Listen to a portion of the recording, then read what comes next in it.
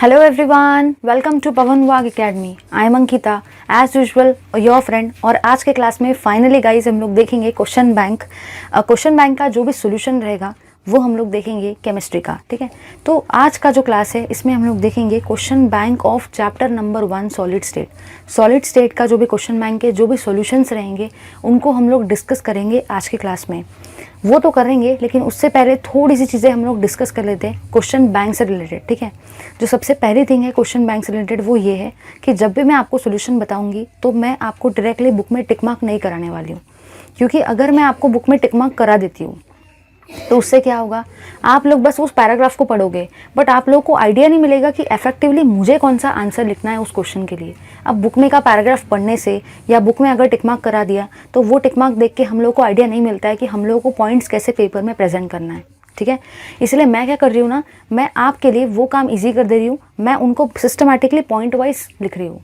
Point wise करने से क्या होगा कि आपको एक आइडिया मिलेगा कि किस इफेक्टिव वे से आपको पेपर में उस क्वेश्चन के आंसर को प्रेजेंट करने का है। ठीक है, सेकेंड थिंग अगर मैं बात करती हूँ तो आप सबने जैसे कि बहुत बार मुझे कमेंट्स में बोला है, आप सबको पता है मैं कमेंट्स पढ़ती हूँ, तो कमेंट्स में आप लोगों ने मुझे बोला है कि जो भी डिलीटेड पोर्शन है उसको मत पढ़ाओ क्योंकि उससे हमारा टाइम जो है वो वेस्ट हो रहा है। तो हम लोग जो भी क्वेश्चन बैंक का सोल्यूशन लेंगे उसमें जो भी डिलीटेड वाले क्वेश्चंस रहेंगे, जो भी डिलीटेड वाला पार्ट रहेगा उसको स्किप कर देंगे, उसको हम लोग नहीं पढ़ेंगे। उससे क्या होगा, उससे आपका टाइम तो सेव होगा। सेकेंड थिंग जो रहेगी वो ये रहेगी कि अगर आप लोग वो क्वेश्चंस को, अगर मैं आपको बता दूं कि ये वाला क्वेश्चन डिलीटेड है तो आपका साथ ही साथ एक और टाइम जो सेव हो रहा है वो ये है, आपको वहाँ देखना नहीं पड़ेगा कि कौन सा क्वेश्चन डिलीटेड पार्ट में है, कौन सा क्वेश्चन डिलीटेड पोर्शन में नहीं है, क्योंकि वो पार्ट भी मैं आपका सेव कर दे रही हूँ, वो टाइम भी मैं आपका सेव कर दे रही हूँ। मैं ही आपको बता दूंगी कि ये वाला क्वेश्चन डिलीटेड है, इसको पढ़ने का ज़रूरत नहीं है, ये वाला पोर्शन जो है वो डिलीटेड पोर्शन का है, तो उससे आप लोगों को कहीं ना कहीं एक बहुत ज़्यादा आइडिया मिल जाएगी। अब क्वेश्चन दिमाग में ये आता है कि सारे के सारे क्वेश्चंस जो है, जैसे कि आप लोगों ने बोला भी था कमेंट्स में, वो क्वेश्चन बैंक से आएंगे या बाहर से आएंगे। तो देखो कैसा है ना, ऐसा तो सभी बोलेंगे कि क्वेश्चन बैंक से कोई भी क्वेश्चन नहीं आने वाला है, ये सिर्फ आप लोगों के लिए रेफरेंस के लिए, बट ऐसा एक्चुअली नहीं है। सीरियसली बता रही हूँ, फ्रैंकली स्पीकिंग, क्वेश्चन बैंक जो होते हैं उसमें इंपॉर्टेंट क्वेश्चंस होते तो है, क्योंकि ये जो इंपॉर्टेंट क्वेश्चंस है ये कहीं ना कहीं हम लोगों को एक क्लियर कट आइडिया दे रहा है कि बोर्ड का पेपर कैसे रहने वाला है। हम लोगों को क्लियर कट आइडिया मिल जा रहा है कि बोर्ड में क्वेश्चंस जो रहेंगे वो किस टाइप के रहेंगे। तो ये चीज़ें जो है वो बहुत ज़्यादा इंपॉर्टेंट है। अब देखो कैसा है ना, ऐसा तो नहीं बोल सकते कि सारे के सारे क्वेश्चंस क्वेश्चन बैंक से ही आएंगे पेपर में, और ऐसा भी नहीं बोल सकते कि एक भी क्वेश्चन बैंक से नहीं आएगा। मैं बोल रही हूँ 70 to 80% जो है वो क्वेश्चंस आ सकते हैं। उसका रीज़न ये है, जैसे देखो आपको अगर मैं बात करती हूँ फिजिकल केमिस्ट्री की, लेट अस से, तो उसमें न्यूमेरिकल्स भी है और थेरोटिकल पोर्शन भी है। अब जो भी थेरोटिकल पोर्शन है उस क्वेश्चन को घुमा फिरा के भी देंगे तो आंसर वही रहेगा ना, मतलब आंसर तो चेंज नहीं होगा, है ना। रही बात न्यूमेरिकल्स की, हाँ, तो न्यूमेरिकल्स में आपका फॉर्मूला वो वाला रहेगा, लेकिन डेटा चेंज करके पेपर में आ सकता है। मतलब एज इट इज़ वो क्वेश्चन तो नहीं आएगा, लेकिन न्यूमेरिकल का डेटा चेंज करके आपको पेपर में आ सकता है। ठीक है, तो उससे क्या होगा, अगर आप लोग ये वाले न्यूमेरिकल सॉल्व कर लेते हो तो आपका कंसेप्ट क्लियर हो जाएगा। कंसेप्ट क्लियर हो गया तो आप वो कंसेप्ट को अप्लाई करके उन न्यूमेरिकल्स पे देख सकते हो। ठीक है, तो न्यूमेरिकल्स जो है मैं ऐसा बोल सकती हूँ कि आपका वो भी हो जाएगा, क्योंकि आप कंसेप्ट समझ लोगे, फॉर्मूला समझ लोगे तो आपको आ जाएगा, बट प्रैक्टिस करना पड़ेगा। ठीक है, रही बात थेरोटिकल पोर्शन की, तो थेरोटिकल पोर्शन में अगर देखा जाए ना तो क्वेश्चन बैंक में पूरा चैप्टर कवर हो रहा है। मतलब क्वेश्चन बैंक के अलावा और कोई थ्योरी का क्वेश्चन बनता भी नहीं है उस चीज़ में। अगर मैं फिजिकल केमिस्ट्री की बात करूँ तो सारे चैप्टर्स का एनालिसिस करूँ, जितने क्वेश्चन बैंक के क्वेश्चन है ना उसके अलावा और कोई क्वेश्चन बनते भी नहीं है टेक्स्ट बुक से। मतलब उतने क्वेश्चन भी अगर आप लोगों ने अच्छे से किया ना तो आप लोगों को बहुत बेस्ट तरीके से मार्क्स मिल सकते हैं, क्योंकि उसमें आपका पूरा चैप्टर ही कवर हो जा रहा है। इन्होंने क्या किया है, डिलीटेड वाला जो पोर्शन था उसके भी क्वेश्चन डाल के रखे, लेकिन हम लोग उसको नहीं लेंगे क्योंकि उतना टाइम हमारे पास है नहीं। मुश्किल से 30 डेज़ बाकी है, तो इतना टाइम नहीं है हमारे पास। ठीक है, अब क्या होगा ना, देखो अगर मैं आपको जितने भी मेरे हैंड रिटन, जैसे कि आप लोग हर बार कमेंट्स में बोलते हो हैंड रिटन नोट्स दो, हैंड रिटन नोट्स दो, तो मैं आपको क्वेश्चन बैंक के जितने भी सॉल्यूशंस रहेंगे उन सब के हैंड रिटन नोट्स जो रहेंगे उसका PDF का जो लिंक रहेगा वो डिस्क्रिप्शन बॉक्स में आपको वहाँ से मिल जाएगा। साथ ही साथ मैं जब एक्सप्लेन करूँगी तो साइड बाय साइड मेरा नोट्स भी आपको यहाँ पे दिखेगा। उससे क्या होगा, उससे क्योंकि देखो कैसा होता है ना, अगर हम लोग को सॉल्यूशन मिल जाए तो सॉल्यूशन को समझने के लिए, सॉल्यूशन को अपने आप को एक्सप्लेन करने के लिए हमारा और टाइम चले जाता है, बट हम लोग को टाइम सेव करते जाना है। तो मैं आप लोग का मुश्किल से 1 आवर या 1.5 आवर में, मतलब ही 1.5 घंटे में वो पूरा का पूरा एक चैप्टर का सॉल्यूशन विथ एक्सप्लेनेशन आपके सामने प्रेजेंट करूँगी। डिलीटेड पोर्शन भी स्किप हो जाएगा तो अपना टाइम भी सेव हो गया। सेकेंड थिंग ये रहेगी कि साइड में आपको नोट्स दिख जाएंगे, तो उससे आपको आइडिया मिल जाएगा कि कैसे सॉल्व किया हुआ है। PDF का जो भी लिंक रहेगा वो डिस्क्रिप्शन बॉक्स में मिल जाएगा और एक्सप्लेनेशन मैं दे दूँगी। एकदम क्लियर कट हमारा मस्त तगड़ा वाला प्रिपरेशन हो जाएगा। Then you will be rocking in the paper, ठीक है। तो आप लोगों को ज़्यादा रट्टा मारने की ज़रूरत नहीं, क्योंकि मैक्सिमम स्टूडेंट सोच रहे होंगे कि अब बस बहुत हो गया, अब तो मैं रट्टा मारूंगा। लेकिन रट्टा मारने की भी कुछ कैपेसिटी होती है माइंड की, और आपको 4 सब्जेक्ट्स होते हैं। सेकंड थिंग, ये पूरा रट्टा मार के गए और उसमें से नहीं आया, तो इसलिए कंसेप्ट भी मैटर करता है, ठीक है। जिन लोगों ने ऐसा साल भर पढ़ाई नहीं की है, हो सकता है कि बहुत सारे लोग होंगे, बहुत सारी कंडीशंस आती है कि साल भर पढ़ाई करने का मौका नहीं मिला, तो कोई बात नहीं। अगर आप क्वेश्चन बैंक को भी देख लेते हो तो आपका एक चैप्टर जो है वो क्विकली 1 या 1.5 घंटे में रिवाइज हो जा रहा है। और रिवीजन जो होता है ना एट लास्ट मोमेंट पे, वो बहुत ज़्यादा मैटर करता है, बहुत ज़्यादा। लास्ट मोमेंट पे आपको वीडियोस नहीं देखने चाहिए, लास्ट मोमेंट पे आपको क्विक रिवीजन वाले वीडियोस देखने चाहिए। जैसे कि ये रहेगा, क्वेश्चन बैंक का भी सॉल्यूशन हो गया और क्विकली चैप्टर भी रिवाइज हो जा रहा है, क्योंकि मैं आपको एक्सप्लेन भी कर दूंगी, ठीक है। तो आपका कहीं ना कहीं टाइम जो है वो सेव हो रहा है, ठीक है। अब थ्योरी पोर्शन जो है वो न्यूमेरिकल्स, साथ ही साथ थेरोटिकल क्वेश्चंस, ये सब इंपॉर्टेंट है क्वेश्चन बैंक का, एक भी क्वेश्चन छोड़ना मत, ठीक है। चलो गाइस, ज़्यादा टाइम वेस्ट किए बिना स्टार्ट करेंगे अपने क्वेश्चन बैंक के सॉल्यूशन को। So let's start question bank solution, ठीक है, देखेंगे। चलिए गाइस, डिस्कस करेंगे हम लोग क्वेश्चन बैंक के सॉल्यूशन के सबसे पहले वाले चैप्टर को, सॉलिड स्टेट को, जिसका नाम है, जिसमें हम लोग देखेंगे MCQs को। अगर मैं बात करती हूँ MCQs की, तो MCQs जो होते हैं वो बहुत ज़्यादा इंपॉर्टेंट होते हैं, क्योंकि एक MCQ को सिर्फ टिक मार्क करने से आपको 1 मार्क मिल जाता है, राइट। तो MCQs जो होते हैं वो बहुत ज़्यादा मेजर रोल प्ले करते हैं पेपर में, फुकट के फटाफट मार्क्स मिल जाते हैं। क्या होगा, मैं आपको साइड में यहाँ पे एक्सप्लेनेशन दूंगी, यहाँ पे आपको नोट्स भी दिख जाएंगे, आप वहाँ से देख भी सकते हो, और साइड बाय साइड आपको PDF के फॉर्म में लिंक पे मिल जाएंगे, ठीक है। तो आपकी कहीं ना कहीं बहुत ज़्यादा हेल्प हो रही है, क्योंकि देखो एक ही सब्जेक्ट नहीं है ना, बहुत सारे सब्जेक्ट पढ़ना है, 4 सब्जेक्ट है, तो किसका किसका देखेंगे। तो एक सब्जेक्ट का मैं आपका टेंशन पूरा खत्म कर देती हूँ। आई प्रॉमिस यू कि मैं आपको सारे क्वेश्चन, सारे चैप्टर्स के जितने भी क्वेश्चन बैंक के सोल्यूशन रहेंगे वो पूरे के पूरे जल्दी से जल्दी, जितने जल्दी पॉसिबल हो सके, सब प्रोवाइड करवा दूंगी विथ प्रॉपर एक्सप्लेनेशन, ठीक है। So I just want your support guys. चलिए देखेंगे इस पर्टिकुलर थिंग को। सबसे पहले आपको बोला गया, एक जस्ट हम लोग फटाफट लेंगे, ऐसा नहीं कि बहुत डिटेल में लेंगे सारी चीज़ें, क्योंकि ये डिटेल में मैं ऑलरेडी आपको वीडियोस में पढ़ा चुकी हूँ। अब ये क्विक रिवीजन का पार्ट है, ठीक है। जो चीज़ों को, जो चैप्टर को हमने 10-10 घंटे में पढ़ा है, उस चैप्टर को, पूरे एक चैप्टर को हम लोग क्वेश्चन बैंक के सॉल्यूशन के फॉर्म में 1 घंटे या 1.5 घंटे में पूरा कवर करेंगे, ठीक है। देखेंगे, सबसे पहला आपको क्वेश्चन बोला गया है, आप स्क्रीन पे भी देख सकते हो।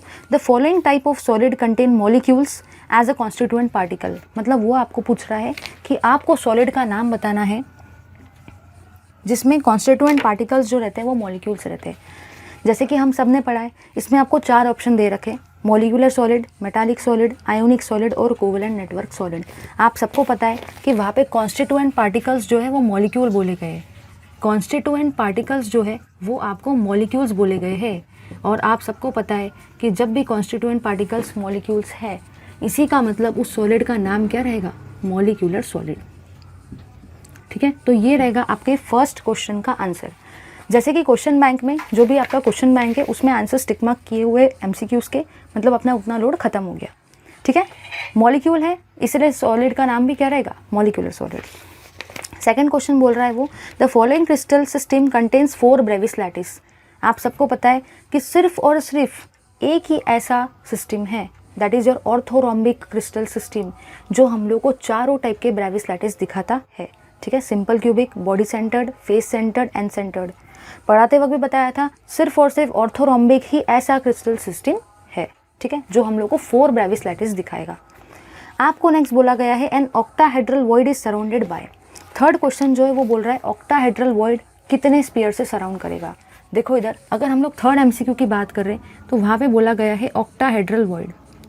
आपको याद होगा कि मैंने पढ़ाते वक्त बताया था कि ऑक्टा मतलब आपको हमेशा 8 लगता है, बट केमिस्ट्री में आप सब ने मेरे साथ उस वीडियो में कसम खाई थी कि केमिस्ट्री में हम लोग ऑक्टा मतलब 6 ही बोलेंगे, भली बाकी सब्जेक्ट में ऑक्टा मतलब 8 होता होगा, हमें कोई फ़र्क नहीं पड़ता, केमिस्ट्री में तो हम ऑक्टा मतलब 6 ही बोलेंगे। याद है ना सबको वो कसम।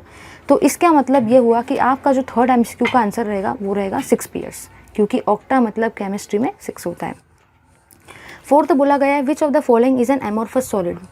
देखो यहाँ पे कॉपर सल्फेट दे रखा है, कॉपर सल्फेट तो नहीं होगा एमोर्फस सॉलिड। मैग्नीशियम तो मेटल है, मेटालिक सॉलिड है, वो तो क्रिस्टलाइन का पार्ट है। डायमंड जो होता है वो कोवलेंट सॉलिड है, तो बचता क्या है, टार।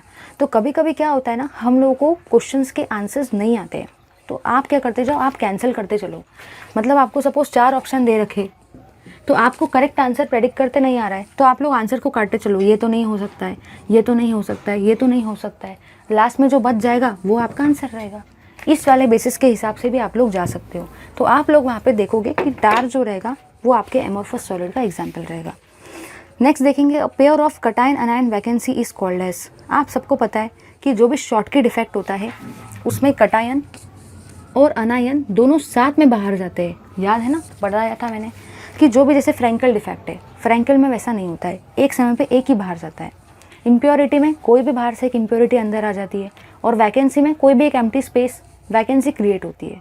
लेकिन अगर बोला जाए कटायन भी बाहर जा रहा है, साथ में अनायन भी बाहर जा रहा है, दोनों के दोनों साथ में बाहर जा रहे हैं, तो ऐसे डिफेक्ट का नाम क्या रहता है, शॉर्टकी डिफेक्ट। ठीक है, 6th MCQ पे मूव करेंगे। वो कह रहा है the unit cell of simple cubic system has 8 atoms at the corners. मतलब वो आपको बोल रहा है कि 8 एटम्स है टोटल कॉर्नर्स पर, hence the number of atoms in the unit cell. वो आपको पूछ रहा है कि टोटल जो क्यूबिक सिस्टम है, अगर हम लोग बात करते हैं क्यूबिक सिस्टम की, हम लोग डिस्कस कर रहे हैं अपने 6th वाले MCQ को, 6th वाले MCQ को डिस्कस कर रहे हैं। जैसे कि अगर मैं बात करती हूँ इसकी, तो ये है आपका सिंपल क्यूबिक यूनिट सेल, और एटम्स जो है वो आपके कॉर्नर्स पे प्रेजेंट है, एटम्स कॉर्नर्स पे प्रेजेंट है। वो आपको पूछ रहा है कि जो भी एटम रहेंगे उनका कंट्रीब्यूशन क्या रहेगा, number of atoms in the unit cell. Number of atoms in unit cell वो आपको पूछ रहा है, मतलब ही वो आपको कंट्रीब्यूशन पूछ रहा है। आप सबको पता है कि जो भी कंट्रीब्यूशन होता है कॉर्नर्स का, वो कितना होता है, 1/8 होता है। पता है ना, कॉर्नर्स का कंट्रीब्यूशन 1/8 होता है। और टोटल कॉर्नर्स कितने हैं, 1 2 3 4 5 6 7 8, तो 8 × 8 ये कैंसिल हो जाएगा यहाँ से, 8/8, और यहाँ पे वैल्यू कितना आएगा, 1। इसका मतलब यहाँ पे जो आपका आंसर रहेगा वो क्या रहेगा, 1, number of atoms in an unit cell. ठीक है, 8 कॉर्नर्स है, कंट्रीब्यूशन से मल्टीप्लाई कर दो। आपको बोला गया in the crystal lattice form by primitive unit cell the space occupied by the particle is. देखो ध्यान देना है, जब भी आपको परसेंटेज का क्वेश्चन आता है तो ध्यान देना है वहाँ पे कि आपको पैकिंग एफिशिएंसी का परसेंटेज पूछा गया है, परसेंटेज स्पेस पूछा गया है, या परसेंटेज ऑफ एम्प्टी स्पेस पूछा गया है, या परसेंटेज ऑफ वॉइड पूछा गया है। बहुत काम की चीज़ें ये। साथ ही साथ आपको ये भी पता होना चाहिए कि प्रिमिटिव यूनिट सेल का मतलब ही सिंपल क्यूबिक होता है। आधे बच्चों को वो पता ही नहीं होता है कि प्रिमिटिव मतलब भी सिंपल क्यूबिक होता है। सबको पता है सिंपल क्यूबिक में 52.4% होता है। चलो मूव करेंगे नेक्स्ट क्वेश्चन की तरफ। MCQ number 8, the coordination number of sphere in HCP lattice in 3 dimension is. देखो यहाँ पे आंसर 6 टिक मार्क किया गया है, लेकिन मुझे आपसे ये वाली चीज़ बतानी है। अगर मैं बात करती हूँ 8 क्वेश्चन की, 8 MCQ की, वहाँ पे आपको बोला गया है HCP लैटिस। तो देखो कैसा होता है ना, अगर मैं बात करूँ HCP लैटिस की, तो HCP लैटिस में 2 चीज़ें आती है, एक आता है इन 2 डायमेंशन और एक आता है इन 3 डायमेंशन। ठीक है, अगर मैं बात करूँगी 2 डायमेंशन में, तो 2 डायमेंशन के केस में ही उसका कोऑर्डिनेशन नंबर 6 होता है, और 3 डायमेंशन के केस में उसका कोऑर्डिनेशन नंबर 12 होता है। तो मैं बोल सकती हूँ कि ये वाला जो आंसर यहाँ पे टिक मार्क किया है ना, ये मिस्टेक है, ये गलत है, क्योंकि ऐसा नहीं हो सकता है। अगर HCP लैटिस बोला गया है तो आपको चेक करना होता है 2 डायमेंशन है या 3 डायमेंशन है। 2 डायमेंशन में हेक्सागोनल क्लोज पैकिंग का जो भी कोऑर्डिनेशन नंबर होता है वो 6 होता है, बट 3 डायमेंशन में वो एक्चुअली 12 होता है। तो आपको वहाँ पे ध्यान देना है, ठीक है, सही कर लेना उसको। उसके बाद है a compound is made up of 2 elements. अब हम लोग देख रहे हैं प्रॉब्लम नंबर 9 को, देखेंगे।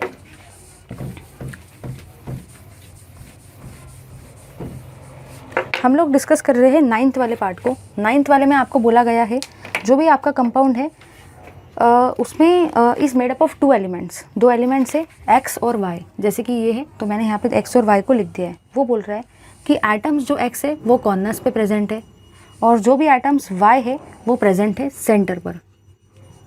ठीक है, और आपको फॉर्मूला बताना है। तो देखो कैसे करेंगे। जो भी एटम्स कॉर्नर्स पे होते हैं, जैसे कि अभी हमने देखा, उनका कॉन्ट्रीब्यूशन 1/8 होता है, और टोटल एटम्स कितने थे कॉर्नर्स में, 8। ठीक है, अगर मैं बात करूँ इसकी, तो सेंटर का कंट्रीब्यूशन हमेशा कितना रहता है, 1। ये 8 से 8 कैंसिल हो गया, तो रेशियो कितना आया, 1:1, मतलब x1 y1, ये रहेगा आपका आंसर। ठीक है, तो उसको टिक मार्क किया, वो ऑलरेडी टिक मार्क किया हुआ है, लेकिन अब आपको आई होप समझ में आ गया हो कि किस तरीके से आया है। चलिए अब आपको बोला गया है sodium crystallizes in BCC structure if the edge length of the unit cell is radius of sodium atom. चलिए देखेंगे इस थिंग को।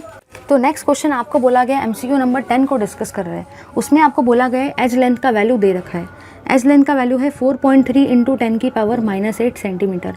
आपको रेडियस निकालना है। तो आपको दे रखा है कि बीसीसी है। आप सबको पता है कि बीसीसी के लिए फॉर्मूला क्या होता है, 4r = a√3। मतलब r का वैल्यू कितना आएगा, a√3/4। अब आपको एज लेंथ का वैल्यू दे रखा है, आपको √3 का वैल्यू पता है, आपको 4 का वैल्यू पता है, तो आप लोग r का वैल्यू आराम से निकाल सकते हो। तो इस a का वैल्यू यहाँ पे पुटअप कर दो, √3 का वैल्यू सब्सटीट्यूट कर दो, 4 से डिवाइड कर दो, तो आपको आंसर मिल जाएगा। ठीक है, 4.3 इंटू 10 की पावर -8 इंटू √3/4। ठीक है, और मैं आपको एक बात बोलूँगी, √2 का वैल्यू 1.414, √3 का वैल्यू 1.732। इसको याद कर लो, याद तो कर लो, नहीं तो प्रॉब्लम जाएगा। रट्टा मार लो इन वैल्यू को, सिर्फ 2 वैल्यू। ठीक है, चलो ये हुए आपके एमसीक्यूज। तो एमसीक्यू पार्ट हम लोगों ने डिस्कस कर लिया। चलिए अब हम लोग मूव करेंगे अपने सॉल्यूशन की तरफ, जो कि है क्वेश्चन बैंक का जो आंसर्स गिवन नहीं है। ठीक है, तो एमसीक्यू के बाद में आपको आते हैं वेरी शॉर्ट आंसर क्वेश्चंस। देखो ये जो क्वेश्चंस है ना, ये आपको इसी फैशन में दे रखे जिस फैशन में आपका बोर्ड का पैटर्न होता है ना। बोर्ड में भी ऐसे होता है, very short answer question, short answer question, long answer question, बिल्कुल इसी फॉर्म में दे रखा है। मतलब अगर वेरी शॉर्ट आंसर क्वेश्चंस है, पेपर में जो वेरी शॉर्ट आंसर क्वेश्चंस आएंगे वो बिल्कुल यही क्वेश्चन के फॉर्म में रहेंगे। एक तो हो सकता है यही रहे, या तो हो सकता है ये क्वेश्चन के फॉर्म में रहेंगे, क्योंकि वो वेरी शॉर्ट आंसर बोल रहा है आपको, यहाँ पे वो आपको दे रखा है। तो अपना एक काम अपन लोगों को आइडिया मिल गया है कि कौन से क्वेश्चन जो है वो छोटे वाले पार्ट में आएंगे, कौन से क्वेश्चन जो है वो लॉन्ग वाले फॉर्म में आएंगे। ठीक है, चलिए देखेंगे। चलिए डिस्कस करेंगे फर्स्ट वाले क्वेश्चन को। फर्स्ट क्वेश्चन कहता है आपका वेरी शॉर्ट आंसर का, जिसमें आपको 1 ही मार्क मिलेगा एक क्वेश्चन को सही लिखने पर। तो क्या होगा ना, अगर मैं आपको बुक में टिक मार्क कराते जाऊंगी तो इतना कहाँ से याद रहेगा, पता नहीं चलेगा कि पेपर में रिप्रेजेंट कैसे करना है। तो आपको साइड में तो दिख ही रहा है, लिंक जो है पीडीएफ की वो मिल जाएगी, और साइड बाय साइड में आपको एक्सप्लेनेशन भी दे दे रही हूँ। एकदम परफेक्ट कॉम्बिनेशन हो जाएगा। So you all guys are going to rock in the exam, right. चलिए देखेंगे। सबसे पहला क्वेश्चन है, write the effect of density of substance in the Frenkel defect. वो आपको पूछ रहा है कि डेंसिटी का क्या इफेक्ट होता है फ्रैंकेल डिफेक्ट में। मतलब डेंसिटी जो होती है सब्सटेंस की, क्या वो कम होती है, क्या वो ज़्यादा होती है, क्या वो सेम रहती है फ्रैंकेल डिफेक्ट में। चलिए देखेंगे कि होता क्या है। देखो क्या होता है, अगर मैं बात करती हूँ फ्रैंकेल डिफेक्ट की, हम लोग डिस्कस कर रहे हैं सबसे पहले वेरी शॉर्ट आंसर क्वेश्चंस को, वेरी शॉर्ट आंसर्स। ठीक है, जो कि है 1 मार्क के। उसमें हम लोग देख रहे हैं फर्स्ट वाले क्वेश्चन को। एक और बात, जो डिलीटेड रहेगा मैं बताते चलूँगी कि ये डिलीटेड क्वेश्चन है। ठीक है, तो वो भी टाइम में आपका सेव कर दे रही हूँ। चलिए आपको बोला कि इफेक्ट ऑफ डेंसिटी बताओ। देखो फ्रैंकेल डिफेक्ट में क्या होता है, ध्यान से देखना, मैं एकदम डायग्रामेटिकली एक्सप्लेन कर रही हूँ। ऐसा नहीं कि पूरा थेरी पार्ट लिखा के दूंगी, आपका उतना टाइम सेव होगा, उतना टाइम बचेगा, ऐसा नहीं होगा। देखो कैसा है ना, टाइम अपने पास बहुत कम है, सीरियसली बता रही हूँ, सिर्फ 30 दिन है मुश्किल से, तो इतना सारा कवर करना है। अब अपने पास क्वेश्चन बैंक के अलावा और कुछ बचता भी नहीं है पढ़ने के लिए, इतना पढ़ने के लिए अभी टाइम भी नहीं है। तो मैं आपको डायग्रामेटिकली चीज़ों को एक्सप्लेन करवा दे रही हूँ, थ्योरी तो आपके पास ही है ना। ठीक है, देखो क्या होगा फ्रैंकेल डिफेक्ट में, सपोज ये है आपका कटायन अनायन कटायन अनायन, ये इस तरीके से मैंने ले लिया है। ठीक है, फ्रैंकेल डिफेक्ट में। तो आगे हम लोग फ्रैंकेल डिफेक्ट में क्या देखते हैं कि जो भी ये वाला कटायन है, सपोज ये इधर चले गया, ऐसा हो गया। जो भी ये वाला अनायन है, सपोज ये इधर आ गया। मतलब यहाँ पे आप लोग क्या देख रहे हो कि ये वाला कटायन इधर से इधर मूव कर रहा है, ये वाला अनायन इधर से इधर मूव कर रहा है, लेकिन है तो वो क्रिस्टल के अंदर में ही ना। मतलब कहना मुझे ये है कि वो बाहर नहीं जा रहे हैं, वो क्रिस्टल के अंदर में इधर उधर जा रहे हैं। एक तो इधर जाएगा उधर जाएगा, क्रिस्टल के अंदर में ही घूम रहे हैं। मतलब मुझे बताओ कि जो भी आपके नंबर ऑफ़ एटम्स है वो तो सेम ही है, नंबर ऑफ़ एटम्स तो सेम ही है ना, क्योंकि वो क्रिस्टल के अंदर में घूम रहे, बाहर थोड़ी जा रहे। नंबर ऑफ़ एटम सेम है, मतलब मास जो रहेगा एटम का वो भी सेम रहेगा, मास भी सेम है। अब जो वॉल्यूम है, वॉल्यूम भी सेम है। अगर मास भी सेम है, वॉल्यूम भी सेम है, तो डेंसिटी का क्या रहेगा, जो भी आपकी डेंसिटी रहेगी ना वो भी सेम ही रहेंगी, डेंसिटी चेंज नहीं होगी। ये वाली चीज़ काफ़ी अच्छी है। ठीक है, चलो सेकंड क्वेश्चन को देखेंगे। सेकंड क्वेश्चन आपको बोल रहा है name the Brevis lattice in the triclinic system. वो आपको बोल रहा है कि ट्राइक्लिनिक सिस्टम में बताओ ब्रेविस लैटिसेस कौन से रहेंगे। आप सबको पता है कि अगर मैं बात करती हूँ ट्राइक्लिनिक सिस्टम की, तो ट्राइक्लिनिक सिस्टम में क्या होता है, एक ऐसा सिस्टम जिसमें कुछ भी सिमेट्री नहीं होती है आपको मैंने पढ़ाते हुए भी बताया था, ये एक ऐसी चीज़ है इसमें ना तो बॉन्ड एंगल इक्वल रहते हैं ना बॉन्ड लेंथ इक्वल रहती है, कंप्लीटली अनसिमेट्रिकल है, कुछ भी सिमेट्री नहीं है।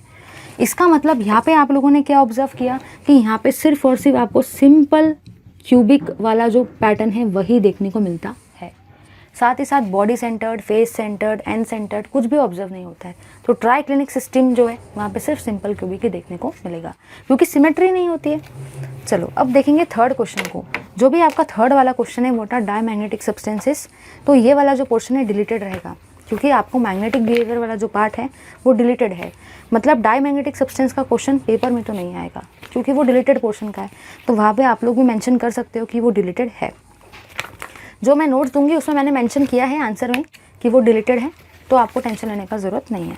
चलो अब हम लोग देखेंगे फोर्थ वाला question. Give one property common to both HCP and CCP lattice. आपको बोला गया है एक ऐसी कॉमन प्रॉपर्टी बताओ जो HCP और CCP लैटिस में कॉमन होती है। तो आप सबको बताना है। देखो वैसे तो दो प्रॉपर्टीज़ है जो दोनों में कॉमन होती है, एक होता है आपका परसेंटेज पैकिंग एफिशिएंसी और सेकंड होता है कोऑर्डिनेशन नंबर। बट आपको क्वेश्चन में एक ही प्रॉपर्टी बोली गई है क्योंकि क्वेश्चन एक ही मार्क का है, तो आपको बस वहाँ पे एक ही प्रॉपर्टी मेंशन करना है कि कोऑर्डिनेशन नंबर 12। ये HCP में भी यही होता है और CCP में भी यही होता है क्योंकि हम लोग 3 डायमेंशन की बात कर रहे हैं, ठीक है। तो वहाँ पे आपको यही लिखना है। चलो अब हम लोग देखेंगे नेक्स्ट क्वेश्चन को। नेक्स्ट क्वेश्चन है आपका फिफ्थ वाला इसी पार्ट का। Write the relationship between the radius of atom and edge length of FCC unit cell. अब देखो जो फिफ्थ वाला क्वेश्चन है ना वहाँ पे आपको डिलीटेड मेंशन करना है। उसका रीज़न ये है कि फिफ्थ वाले क्वेश्चन में आपको बोला गया है एज लेंथ और रेडियस के बीच में रिलेशन बताओ, बट FCC के केस में, और अगर आपको पता होगा तो सॉलिड स्टेट में से आपका जो FCC वाला पार्ट है ना उसमें जो रेडियस का रिलेशन है एज लेंथ के साथ, पैकिंग एफिशिएंसी का जो कैलकुलेशन है, साथ ही साथ वहाँ पे आपका जो भी डेंसिटी वगैरह के रिलेशन है वो सब वहाँ पे स्किप हो गया है ना।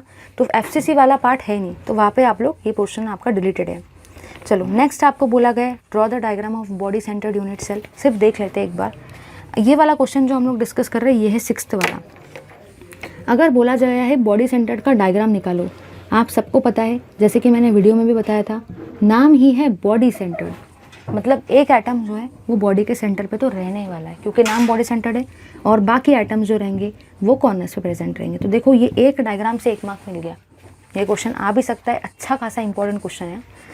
उसके बाद देखेंगे नेक्स्ट क्वेश्चन को, number of tetrahedral voids form if the number of atoms in the crystal is n/2।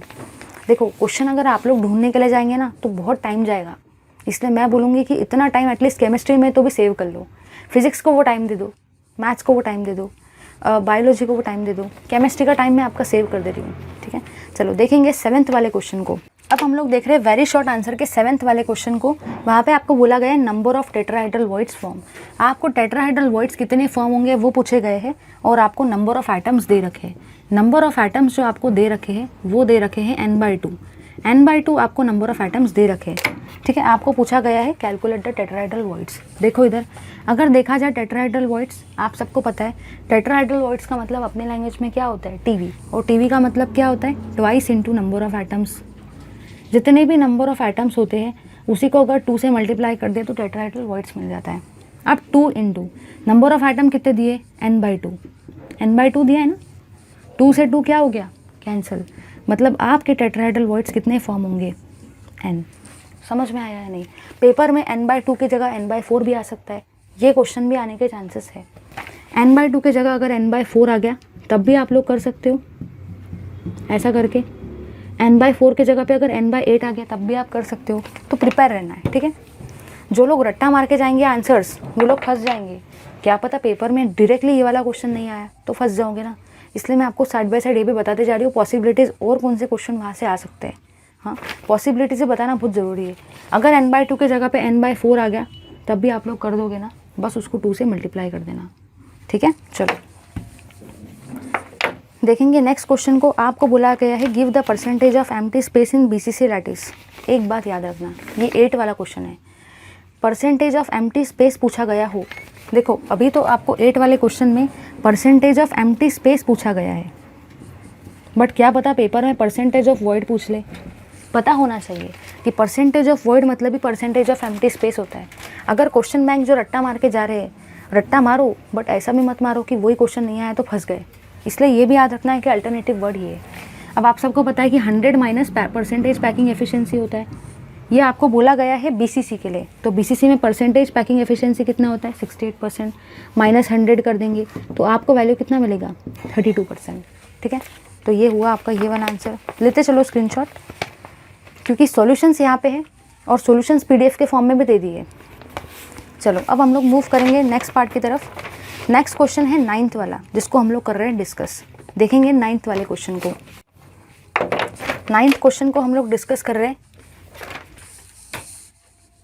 9th question में आपको दे रखा है if the total volume of the simple cubic unit cell is, आपको टोटल वॉल्यूम दे रखा है। टोटल वॉल्यूम का वैल्यू है 6.817 इंटू 10 की पावर -23। ठीक है, आपको बोला गया है calculate the volume occupied by the particles in unit cell. Volume occupied by particles in the unit cell. ठीक है, आपको ये पूछा गया है। ठीक है, volume occupied by particles in the unit cell, और साथ ही साथ आपको सिंपल क्यूबिक भी दे रखा है। चलो देखेंगे अपन लोग। सबसे पहली बात तो ये है कि अगर आपको वॉल्यूम दे रखा है तो आपके दिमाग में इतना आ जाना चाहिए कि ए क्यूब का भी मतलब वही होता है। आप सबको पता है कि क्यूब का जो साइड होता है उसका वैल्यू ए होता है, मतलब क्यूब का जो वॉल्यूम रहेगा वो क्या रहता है साइड क्यूब, मतलब ए क्यूब। तो वॉल्यूम अगर दे रखा है दिमाग में क्लिक हो जाना चाहिए कि ए क्यूब का वैल्यू दे रखा है, क्योंकि वॉल्यूम में ए क्यूब होता है। चलो हो गया। आपको पूछा गया है वॉल्यूम ऑक्यूपाइड बाय पार्टिकल्स, और ये सिंपल क्यूबिक दे रखा है। क्वेश्चन ऐसा आएगा बट वैल्यूज़ ये वाले नहीं आएंगे, यहाँ पे कुछ अलग वैल्यू आएगा।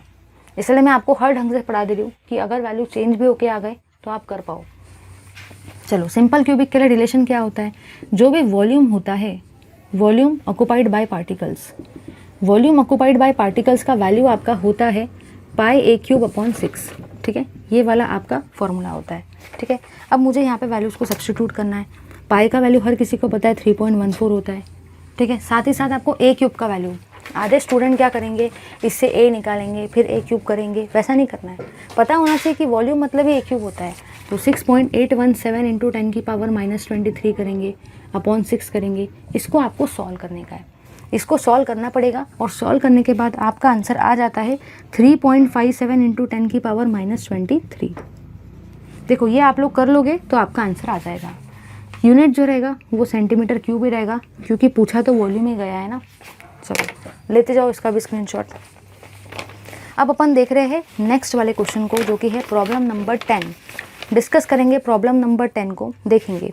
प्रॉब्लम नंबर 10 में आपको बोला गया है the number of octahedral voids are form that are form in 0.5 mole. आपको 0.5 मोल दे रखा है। ठीक है, साथ ही साथ आपको पूछा है कि बताओ ऑक्टाहेड्रल वॉइड्स के नंबर कितने रहेंगे। वो आपको पूछ रहा है number of octahedral voids, number of octahedral voids पूछ रहा है वो, मतलब वो आपको टीवी नहीं ओवी पूछ रहा है। अब देखो कैसे करेंगे। आप सबको ये बात अच्छे से पता है कि जो भी टेट्राहेड्रल वॉइड्स होते हैं उसका मतलब होता है twice into number of atoms. जो भी ऑक्टाहेड्रल वॉइड्स होते हैं उसका मतलब होता है जस्ट नंबर ऑफ एटम्स। ये बात सबको अच्छे से पता है। मतलब अगर हमें नंबर ऑफ एटम्स पता चल जाए तो हम ऑक्टाहेड्रल वॉइड्स निकाल सकते हैं। बट क्वेश्चन में हमको मोल दे रखा है। आधे स्टूडेंट क्या करते हैं, वो ये 0.5 को एज इट इज़ यहाँ पे लिख देते हैं और बोलते हैं 0.5 मोल रहेगा। बट देखो ना यार, यहाँ पे एटम्स है, यहाँ पे मोल्स दे रखा है। तो आप क्या करेंगे, इस मोल को सबसे पहले एटम्स में कन्वर्ट कर देंगे एवोगाड्रो नंबर से मल्टीप्लाई करके। अगर आपने इसको एवोगाड्रो नंबर से मल्टीप्लाई कर दिया जिसका वैल्यू है 6.022 इंटू 10 की पावर 23, तो उससे आपका वैल्यू आता है 3.011 इंटू 10 की पावर 23। ठीक है, मतलब कहना मुझे ये है कि पहले आप मोल से एवोगाड्रो नंबर से मल्टीप्लाई करके एटम्स निकाल लो। एटम्स अगर निकल गए तो यही वाले एटम्स को आप लोग यहाँ पे लिख सकते हो। तो इसका वैल्यू कितना आएगा 3.011 इंटू 10 की पावर 23।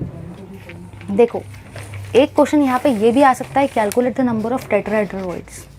पेपर में पैटर्न तो ये रहेगा। अगर आपको यहाँ पे इसके जगह पे मैं आपको बता दे रही हूँ और भी कैसे आ सकता है। अगर टेट्राहेड्रल वॉइड्स आ जाए तो आप लोग क्या करेंगे, 2 इंटू नंबर ऑफ एटम्स कर देंगे। मतलब आप लोग क्या करेंगे 2 इंटू 3.011 इंटू 10 की पावर 23 और आंसर निकाल लेंगे। मैं आपको क्वेश्चन बैंक का सोल्यूशन तो दूंगी, पॉसिबल क्वेश्चंस भी बताऊंगी, क्योंकि वहाँ से क्वेश्चन आ सकते हैं। तो ऑक्टाहेड्रल वॉइड्स निकाल लिया नंबर ऑफ एटम्स लिखकर। टेट्राहेड्रल वॉइड्स के लिए क्या करेंगे 2 इंटू दिस। बट ये मत लेना नंबर ऑफ आइटम्स में कन्वर्ट करना। चलो अब अपन देखेंगे नेक्स्ट क्वेश्चन को, जो कि है आपका शॉर्ट आंसर क्वेश्चंस। चलिए अब मूव करेंगे नेक्स्ट क्वेश्चन सेट की तरफ, सॉलिड स्टेट के, जो कि है शॉर्ट आंसर क्वेश्चंस। टेंशन मत लेना, क्योंकि मैं आपका केमिस्ट्री का जितना भी क्वेश्चन बैंक है पूरा सॉल्व करवा के दूंगी विद इन 5 to 10 डेज, पूरा सॉल्व करवा के दे दूंगी एकदम systematically. Solution will be ready in front of you, मतलब आपका उतना लोड का खत्म हो गया।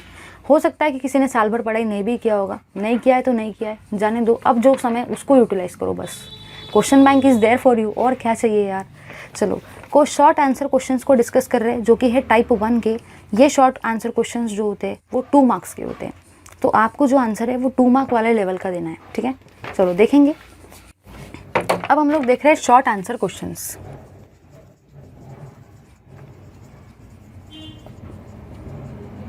शॉर्ट आंसर क्वेश्चंस जो है वो है आपके टाइप 1 के, और ये जो है ये 2 मार्क के हैं, ठीक है। देखेंगे हम लोग इसको। सबसे पहला जो क्वेश्चन है वो आपको बोल रहा है distinguish between crystalline solid and amorphous solid. देखो यार, ये वाला जो क्वेश्चन है बहुत मस्त क्वेश्चन है, लेकिन ये पोर्शन जो है ये आपका डिलीटेड वाला है। तो इस क्वेश्चन को जब आप लिखोगे, तो मैंने PDF वाले नोट्स में भी मेंशन कर दिया डिलीटेड है, आप लोग अपने पास में उसको डिलीटेड मेंशन कर दो, क्योंकि वो जो है ये मेरे हैंड रिटन नोट्स है, and I will be providing the same handwritten notes to you, right, in the form of PDF format in the link which will be given in the description box. तो crystalline solid और amorphous solid जो है वो आपका deleted वाला part है, तो ये क्वेश्चन डिलीटेड रहेगा, ठीक है।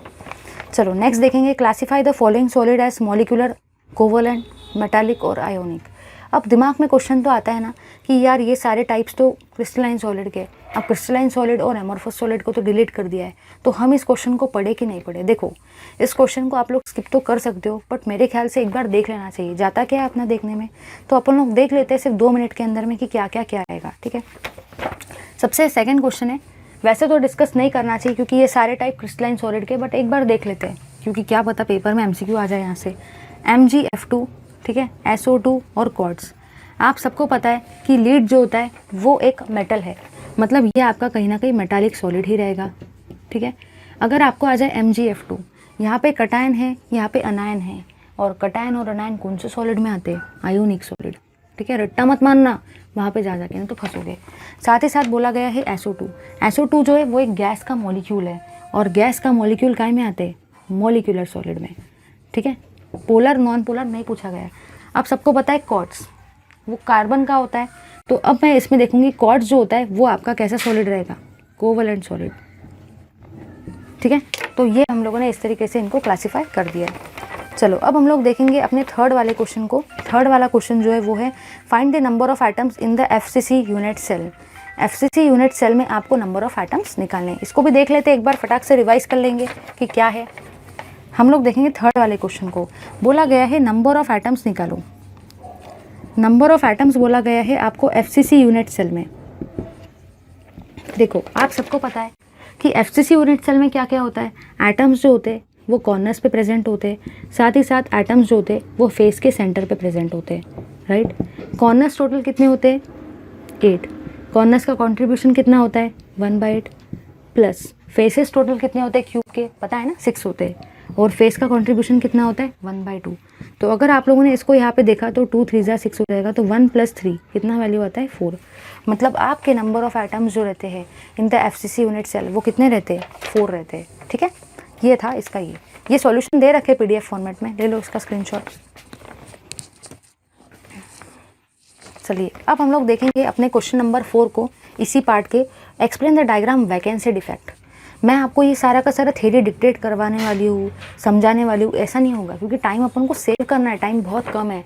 ये दे रखा है, आप पढ़ लेना, मैं आपको डायग्रामेटिकली समझा देती हूँ, सिर्फ कंसेप्ट को समझाती हूँ। कंसेप्ट समझ गए ना तो एक बार भी पढ़ लिया तो रट्टा मारने की ज़रूरत नहीं है। रट्टा 10 बार भी मारोगे तो आएगा नहीं, बट कंसेप्ट समझ लिया ना तो आप लोग अपने वर्ड्स में भी उसको लिख सकते हो एक बार पढ़ने के बाद, ठीक है। वैसा ही करना है। चलिए देखेंगे क्वेश्चन नंबर 4 को। क्वेश्चन नंबर 4 को देख रहे हैं हम लोग। वहाँ पे आपको बोला गया है explain the diagram vacancy defect. अब देखो वैकेंसी डिफेक्ट में क्या होता है ना, वहाँ पे बोला ही गया है वैकेंसी, मतलब वहाँ पे कहीं ना कहीं एक छोटी सी गैप रहने वाली है, वहाँ पे आपकी कहीं ना कहीं वैकेंसी रहने वाली है, उसलिए उस डिफेक्ट का नाम क्या है, वैकेंसी डिफेक्ट। तो देखो क्या होगा, सपोज ये मैंने डायग्राम को ड्रॉ किया है, यहाँ पे एटम्स को प्लेस कर दिया है, जो भी होगा यार कटायन अनायन वो ड्रॉ कर लेना। यहाँ पे देखो वैकेंसी रह गई है, यहाँ पे कोई भी एटम आपका नहीं आया है, यहाँ पे कोई भी एटम आपका नहीं आया है, तो देखो यहाँ पे कहीं ना कहीं वैकेंसी रह गई है। तो ये जो वैकेंसी रहती है ना, इसको बोलते हैं वैकेंसी डिफेक्ट, ठीक है, क्योंकि वैकेंसी रह गई है। मेरी रिक्वेस्ट है, एक छोटा सा डायग्राम निकाल दो ना, आ जाता है। मैंने भी एक्सप्लेन करते वक्त डायग्राम निकाला है, और मैं आपसे ये रिक्वेस्ट करूँगी कि मैंने है ना इसके जो आंसर्स है ना बहुत बढ़िया तरीके से फ्रेम किए, ऐसे फ्रेम किए कि एग्जामिनर एकदम इम्प्रेस हो जाएगा। तो अब टाइम नहीं है कि आप लोग अपने खुद के नोट्स बनाते बैठो। 30 दिन में कहाँ से नोट्स बनाएंगे यार, पढ़ेंगे या नोट्स बनाएंगे? तो ये वाले नोट्स को डायरेक्टली देख लो, बहुत हेल्प करेगा, सच में बता रही हूँ। चलो देखेंगे। अब हम लोग मूव करेंगे प्रॉब्लम नंबर 5 की तरफ, जो है आपको बोला गया है calculate the number of unit cells in 0.3 gram of species having density and the edge unit cell. मतलब आपको एज लेंथ दे रखा है, आपको डेंसिटी दे रखी है, और साथ ही साथ आपको नंबर ऑफ यूनिट सेल निकालने हैं। तो चलो अपन लोग देखेंगे कि ये क्वेश्चन को कैसे सॉल्व करेंगे। चलो आपको यहाँ पे जो दे रखा है, पहला पार्ट आपको दे रखा है 0.3 ग्राम। 0.3 ग्राम मतलब आप सबको पता है कि ये वेट है, क्योंकि ये ग्राम है, वजन है ना, ग्राम है तो वेट रहेगा। साथ ही साथ आपको डेंसिटी का वैल्यू दे रखा है 8.5 ग्राम पर सेंटीमीटर क्यूब। साथ ही साथ आपको एज लेंथ दे रखा है 3.25 इंटू 10⁻⁸ सेंटीमीटर। ऐसा मत सोचना कि मैं यूनिट कन्वर्जन करूँगा, देखो ना सारे के सारे यूनिट सेम ही हैं, ग्राम सेंटीमीटर, कन्वर्ट करने की ज़रूरत नहीं है। अब आपको निकालना है number of unit cell, number of unit cell निकालना है इन 0.3 ग्राम, ठीक है। तो इसका फॉर्मूला जो आपका रहता है वो रहता है वेट अपॉन रो इंटू ए क्यूब। कभी भी अगर आपको नंबर ऑफ़ यूनिट सेल निकालना है इन 0.3 ग्राम, 0.5 ग्राम, 0.8 ग्राम, अभी तो इस क्वेश्चन बैंक में 0.3 ग्राम दे रखा है, बट पेपर में याद रखना 0.8 भी आ सकता है, 0.5 भी आ सकता है, 0.6 भी आ सकता है। मुझे लगता है यहाँ पे 0.6 या 0.7 के आसपास कुछ आएगा। तो याद रखना है, पैटर्न ये रहेगा, फॉर्मूला यही रहेगा, वैल्यूज चेंज करके आएंगी और कुछ नहीं हो सकता है। केमिस्ट्री में तो और ज़्यादा चेंजेस कर भी नहीं सकता है वो, क्योंकि केमिस्ट्री तो केमिस्ट्री रहेगी ना, कितने भी क्वेश्चन चेंज कर ले वो चीज़ चेंज नहीं होने वाली, फॉर्मूला जो है वो वही रहेगा। अब देखो वेट का वैल्यू दे रखा है 0.3 ग्राम, डेंसिटी का वैल्यू कितना दे रखा है, डेंसिटी का वैल्यू दे रखा है 8.5, ए क्यूब का वैल्यू आपको निकालना है, तो ये वैल्यू है 3.25 इंटू 10⁻⁸ का क्यूब। ये मैंने एकदम डीपली सॉल्व करवा के दिया है क्वेश्चन बैंक में। तो आपका जो यहाँ पे आंसर आता है वो आता है 1.03 इंटू 10⁻21। ये वाला आंसर आपका आएगा, आप लोग इसको सॉल्व करोगे, ठीक है। बस इतना याद रखना है कि सपोज़ अगर 10⁻⁻2 है, उसका क्यूब लेने का है, तो आप लोग क्या करेंगे, 2 3 जार करते हैं, -6, 10⁻⁻8 आ जाए उसका क्यूब करने का है। तो ऐसा मत सोचना कि 8 को 3 बार लिखूंगा 8 इंटू, ऐसा नहीं करना है, इनको हमेशा मल्टीप्लाई करते। 8 3 जार कितना होता है 24, 10⁻⁻24, समझा या नहीं? चलो लो इसका स्क्रीनशॉट लो। चलिए अब हम लोग मूव करेंगे क्वेश्चन नंबर 6 की तरफ। क्वेश्चन नंबर 6 देख रहे हैं हम लोग इस पार्ट का, ठीक है। देखेंगे, आप लोगों को हो सकता है कि ऐसा लगे कि स्पीड बहुत ज़्यादा हो रहा है, लेकिन देखो एक ऐसा है ना, ये रिवीजन है। अगर अपन एकदम धीरे धीरे अभी भी लेना चालू कर दिए तो 30 दिन भी कम है अपन को ये चैप्टर ख़त्म करने के लिए, ठीक है। और PDF तो नोट्स है ही यार, अगर एक्सप्लेनेशन समझ में आ गया तो नोट्स देख के तो यूँ समझ जाओगे। अगर ये एक्सप्लेनेशन ही नहीं देखेंगे, नोट्स सामने रहेंगे मेरे, तो क्या कुछ समझ में आएगा, फिर टाइम लगेगा समझने में। बट अपना सिर्फ 1 घंटा देने पर आपका एक चैप्टर एकदम बेस्ट तरीके से क्लियर हो जाएगा विद एक्सप्लेनेशन, और क्या हो सकता है इससे अच्छा। चलो देखेंगे अपन लोग क्वेश्चन नंबर 6 को। क्वेश्चन नंबर 6 में आपको दे रखा है a compound crystallises in BCC structure. BCC structure में कंपाउंड क्रिस्टलाइज होता है, आपको वो पूछ रहा है एज लेंथ बताओ कितना होगा, और आपको डायमीटर दे रखा है। डायमीटर का वैल्यू होता है 120 पिकोमीटर। देखो क्या होता है ना, आधे लोग सोचते हैं कि इस पिकोमीटर को मीटर में कन्वर्ट करूँ या नहीं करूँ। इतना याद रखना, अगर आपने D का वैल्यू मतलब ही R का वैल्यू या A का वैल्यू कुछ भी आप ले लो, अगर एक चीज़ पिकोमीटर में है तो दूसरा आंसर भी पिकोमीटर में ही निकलेगा। ऐसा मत करना कि इसको मीटर में कन्वर्ट किया फिर उसको मीटर से पिकोमीटर, ऐसा कुछ नहीं करना है। क्वेश्चन में पिकोमीटर दिया है तो आप पिकोमीटर लो, कोई प्रॉब्लम नहीं है, लेकिन आंसर जब आएगा उसका यूनिट भी पिकोमीटर ही लिखना, वहाँ पर मीटर मत करना, ठीक है। दूसरी बात, आधे स्टूडेंट ये पढ़ते नहीं है कि यहाँ पे डायमीटर दे रखा है। ये क्वेश्चन बहुत अच्छा क्वेश्चन है, आने का चांसेस है यहाँ से, वेरी वेरी इंपॉर्टेंट क्वेश्चन, मुझे लगता है ये अच्छा क्वेश्चन है। यहाँ पे आपको डायमीटर दे रखा है और सबको पता है कि डायमीटर का मतलब 2R होता है। अब यहाँ पे आपको R निकालने की ज़रूरत नहीं है। आधे लोग सोचेंगे कि पहले R कैलकुलेट करूँगा फिर करूँगा, ऐसा मत करो ना, ट्वाइस R के जगह पे ही वैल्यू रख देना। चलो BCC के लिए क्या होता है, 4R = A√3। देखना ध्यान से देखना, आपको A निकालना है। तो 4r upon A upon √3 equals to A हो जाएगा। इस √3 को नीचे लेके चले गए। अब देखो 4r को कैसे लिख सकते हैं, 2 × 2r अपॉन √3 इक्वल्स टू ए। अब आधे लोग बोलेंगे ऐसी हमारी हम लोग क्यों करें, 4r को 2 × 2r क्यों लिखे, क्योंकि यहाँ पे अपने पास 2r का वैल्यू, 2 × रेडियस मतलब भी तो डायमीटर होता है ना, तो 2r का वैल्यू अपने पास में है, तो 2 × 2r का वैल्यू है 120 अपॉन √3 इक्वल्स टू ए। तो ए का आपका वैल्यू आता है 138.6 पिकोमीटर। एक और बात याद रखना है, यहाँ पे मैंने आपको पहले ही बोला √2 और √3 का वैल्यू याद रख लो। √2 का होता है 1.414, √3 का होता है 1.732। ये यार याद कर लो, हर जगह पे आएगा। नहीं अगर आएगा तो वहाँ पे बहुत पछतावा होता है कि क्यों याद नहीं किया मैंने। चलो अब हम लोग मूव करेंगे टाइप 2 टाइप के क्वेश्चंस, जो कि है 3 मार्क के, जिसमें हम लोग डिस्कस करेंगे शॉर्ट आंसर क्वेश्चंस को। यस गाइज, अब हम लोग देखेंगे short answer questions which belongs to type 2 section and which carries 3 marks. एक एक क्वेश्चन यहाँ पे 3-3 मार्क का रहेगा। तो देखो जैसे जैसे क्वेश्चन के मार्क्स बढ़ते जाते हैं वैसे वैसे क्वेश्चन को लिखने का जो लेंथ रहता है आंसर का वो भी बढ़ते जाता है। याद रखना इस चीज़ को, ऐसा नहीं कि 2 मार्क के लिए आया तो भी इतना बड़ा आंसर लिखूंगा, 3 मार्क के लिए आया तो भी इतना बड़ा। आप मार्क्स को देख के अपना दिमाग चलाओ। 1 मार्क है तो 1 या 2 सेंटेंस में वाइंड अप करो आंसर को। मैंने वैसे ही किया है, आपका वो भी टाइम मैंने सेव कर दिया है। अगर 3 मार्क का क्वेश्चन है तो 3 मार्क के लिए आपको उस हिसाब से 1 या 1.5 पेज लिखना पड़ेगा। चलो देखेंगे। एक कितना अच्छा आइडिया मिल गया ना, क्वेश्चन बैंक को देखकर एक हेल्प मिल गया कि ये क्वेश्चन 3 मार्क वाले इसमें आएगा, अगर आएगा तो 2 मार्क और 1 मार्क में नहीं आएगा। ये भी आइडिया मिल जाती है। अपना अगर प्रिपरेशन जितना तगड़ा हो जाता है ना, पेपर के वक्त उतना टाइम बच जाता है, क्योंकि अपन ऑलरेडी पता रहता है कि हाँ ऐसा होने वाला है। चलिए देखेंगे हम लोग शॉर्ट आंसर क्वेश्चंस टाइप 2 को, जो कि होते हैं 3 मार्क के, उसमें फर्स्ट वाला क्वेश्चन। तो अब हम लोग देखेंगे short answer questions. Short answer जो क्वेश्चंस है वो है आपके टाइप 2 के, और ये जो है ये 3-3 मार्क के आपको पेपर में आएंगे, ठीक है, इसलिए याद रखते चलना है। सबसे पहला क्वेश्चन है calculate the packing efficiency for BCC lattice. Packing efficiency आपको एक्सप्रेशन देने का है बीसीसी लैटिस के लिए, ठीक है। आप सबको बहुत अच्छे से रटना है, मैंने बताया भी था उस वक्त कि सिंपल क्यूबिक होता है, बॉडी सेंटर्ड होता है और फेस सेंटर्ड होता है। यहाँ पे कितना होता है, यहाँ पे आपका होता है सपोज 52.4 वगैरह जो भी होगा, यहाँ पे 68, यहाँ पे 74।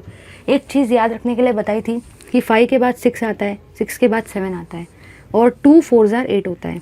ये आप सबको पता है। ऐसे याद रखने का ट्रिक था 5 के बाद 6, 6 के बाद 7 और 2 4 8 याद रख सकते हो, ये बताया भी था। अब आपको सिर्फ ये चीज़ नहीं बनानी है कि बीसीसी के लिए 68 होता है, आपको वो प्रूफ करके दिखाना है, डिराइव करके दिखाना है कि किस तरीके से आप कैलकुलेट करोगे। ये डेरिवेशन बुक में भी दे रखा है। ये डेरिवेशन मैंने आपको यूट्यूब पर पढ़ाते वक्त भी एक्सप्लेन किया था। ये डेरिवेशन एज इट इज़ है, इसलिए अपन ये डेरिवेशन को डिस्कस नहीं करेंगे, क्योंकि अगर अपन ये डेरिवेशन को डिस्कस करते तो अपना टाइम वेस्ट हो रहा है। और अपन को एक्चुअली वो वाले क्वेश्चंस करने चाहिए जो बुक में एक्चुअली नहीं दिए हैं, जो बुक में थोड़ा सा अलग वे में दिया है, तो अगर उनको डिस्कस करेंगे तो ज़्यादा बेटर रहेगा। ये तो रट्टा वाला क्वेश्चन है यार, पैकिंग एफिशिएंसी का। रट्टा मार लो इस क्वेश्चन को, जिनको नहीं आता है। जिनको आता है वो लोगों ने मैंने वीडियो देखा होगा तो वो लोग अच्छे से कर सकते हैं। मैं आप लोगों को चलो एक क्लियर आइडिया दे देती हूँ करना क्या क्या है। सबसे पहले आप लोग निकालेंगे रेडियस और ए के बीच में रिलेशन। सबसे पहले इसके केस में आप लोग आर और ए के बीच में एक रिलेशन ऑब्टेन कर लेंगे, ये आपका रहेगा फर्स्ट पार्ट। सेकेंड पार्ट क्या आप लोग करेंगे, सेकेंड पार्ट में आप लोग निकालेंगे वॉल्यूम ऑफ पार्टिकल। पार्टिकल मतलब ही वॉल्यूम ऑफ स्फीयर का आप लोग वैल्यू निकालेंगे। तीसरे केस में आप लोग निकालेंगे volume of unit cell. Volume of unit cell में हम लोग क्या करते हैं, हम लोग मल्टीप्लाई करते हैं n into volume of atoms को, मतलब ही वॉल्यूम ऑफ स्फीयर्स को। और लास्ट में हम लोग निकालेंगे पैकिंग एफिशिएंसी, जो कि होता है volume of particles upon volume of unit cell. देखो करना क्या क्या मैं बताती हूँ आपको, कैसे कैसे आप लोग करेंगे। सबसे पहले स्टेप में आप लोग यहाँ पे निकालेंगे आर और ए के बीच में रिलेशन, कि आर और ए के बीच में क्या रिलेशन होता है। आपको पता है रिलेशन कौन सा होता है, आप सबको पता है कि रिलेशन जो होता है यहाँ पे वो होता है 4r = a√3, है ना, पता है ना। तो r का वैल्यू कैसे निकालेंगे, a√3/4। ये प्रूफ करके दिखाते ना, मैंने नोट्स में दे रखे, देख सकते हो, वहाँ से भी डाउनलोड कर सकते हो, ठीक है। फिर आपको निकालना है volume of sphere. Volume of sphere आपको निकालना है, तो वॉल्यूम ऑफ स्फीयर भी आप लोग निकाल सकते हो 4/3 πr³ से, ठीक है। इस r का वैल्यू यहाँ पे रख देंगे तो आपको ये मिल जाएगा। फिर आपको निकालना है वॉल्यूम ऑफ पार्टिकल्स। आप सबको पता है पार्टिकल्स मतलब क्या होता है, n into volume of sphere. बहुत हेल्प करेगा ये पार्ट। हाँ, अब आपको पता है कि बीसीसी लैटिस में number of atoms per unit cell कितने होते हैं, 2 होते हैं। वॉल्यूम ऑफ स्पीयर आपको पता रहेगा, जो भी यहाँ पे आएगा उसको पुटअप कर देंगे, आपको मिल जाएगा वॉल्यूम ऑफ पार्टिकल्स। अब वॉल्यूम ऑफ पार्टिकल्स मिल गया, आपको पैकिंग एफिशिएंसी निकालना है, आपको वॉल्यूम ऑफ यूनिट सेल भी पता होना चाहिए। तो आप सबको पता है कि जो भी वॉल्यूम ऑफ यूनिट सेल होता है, वॉल्यूम ऑफ यूनिट सेल मतलब ही वॉल्यूम ऑफ क्यूब, और क्यूब का वॉल्यूम कितना होता है, ए क्यूब, तो ए क्यूब लिख देंगे। ये भी पता है, ये भी पता है, इसका वैल्यू निकालोगे, सॉल्व करोगे तो 68% के आसपास आएगा। ठीक है, तो इस तरीके से मैंने आपको फ्रेम बता दिया है, डिटेल नहीं जा रहे क्योंकि इतना टाइम नहीं है, नोट्स में दे रखा है, अच्छे से एक्सप्लेन करके देख लेना। चलिए अब हम लोग देखेंगे सेकंड क्वेश्चन, इस शॉर्ट आंसर टाइप 2 के 3 मार्क का, जो कि है in case of HCP structure how are spheres in the first, second and third layer arrange. देखो आधे लोगों को कन्फ्यूजन होता है कि इसमें क्या करने का है। अब कुछ लोग जो रहेंगे वो आपको क्वेश्चन टिक मार्क करा के देंगे कि बुक में आप यहाँ से पढ़ लो भाई, ये मैंने टिक मार्क कर दिया है, बट मैं वैसा नहीं कर रही हूँ, क्योंकि अगर मैंने आपको बुक में से टिक मार्क करा है तो आपको कैसे पता चलेगा कि मुझे पॉइंट वाइज कैसे लिखने का है। और अभी अगर आप लोग पॉइंट वाइज लिखने के लिए जाओगे, पॉइंट वाइज नोट्स बनाने जाओगे, तो क्या इतना टाइम है अपने पास? नहीं है। तो मैंने क्या किया है, मैंने इस आंसर को एकदम सिस्टमेटिकली पॉइंट वाइज आपके लिए लिख दिया है, लिख के दिया है, इतना काम मैंने कर दिया आपका हल्का।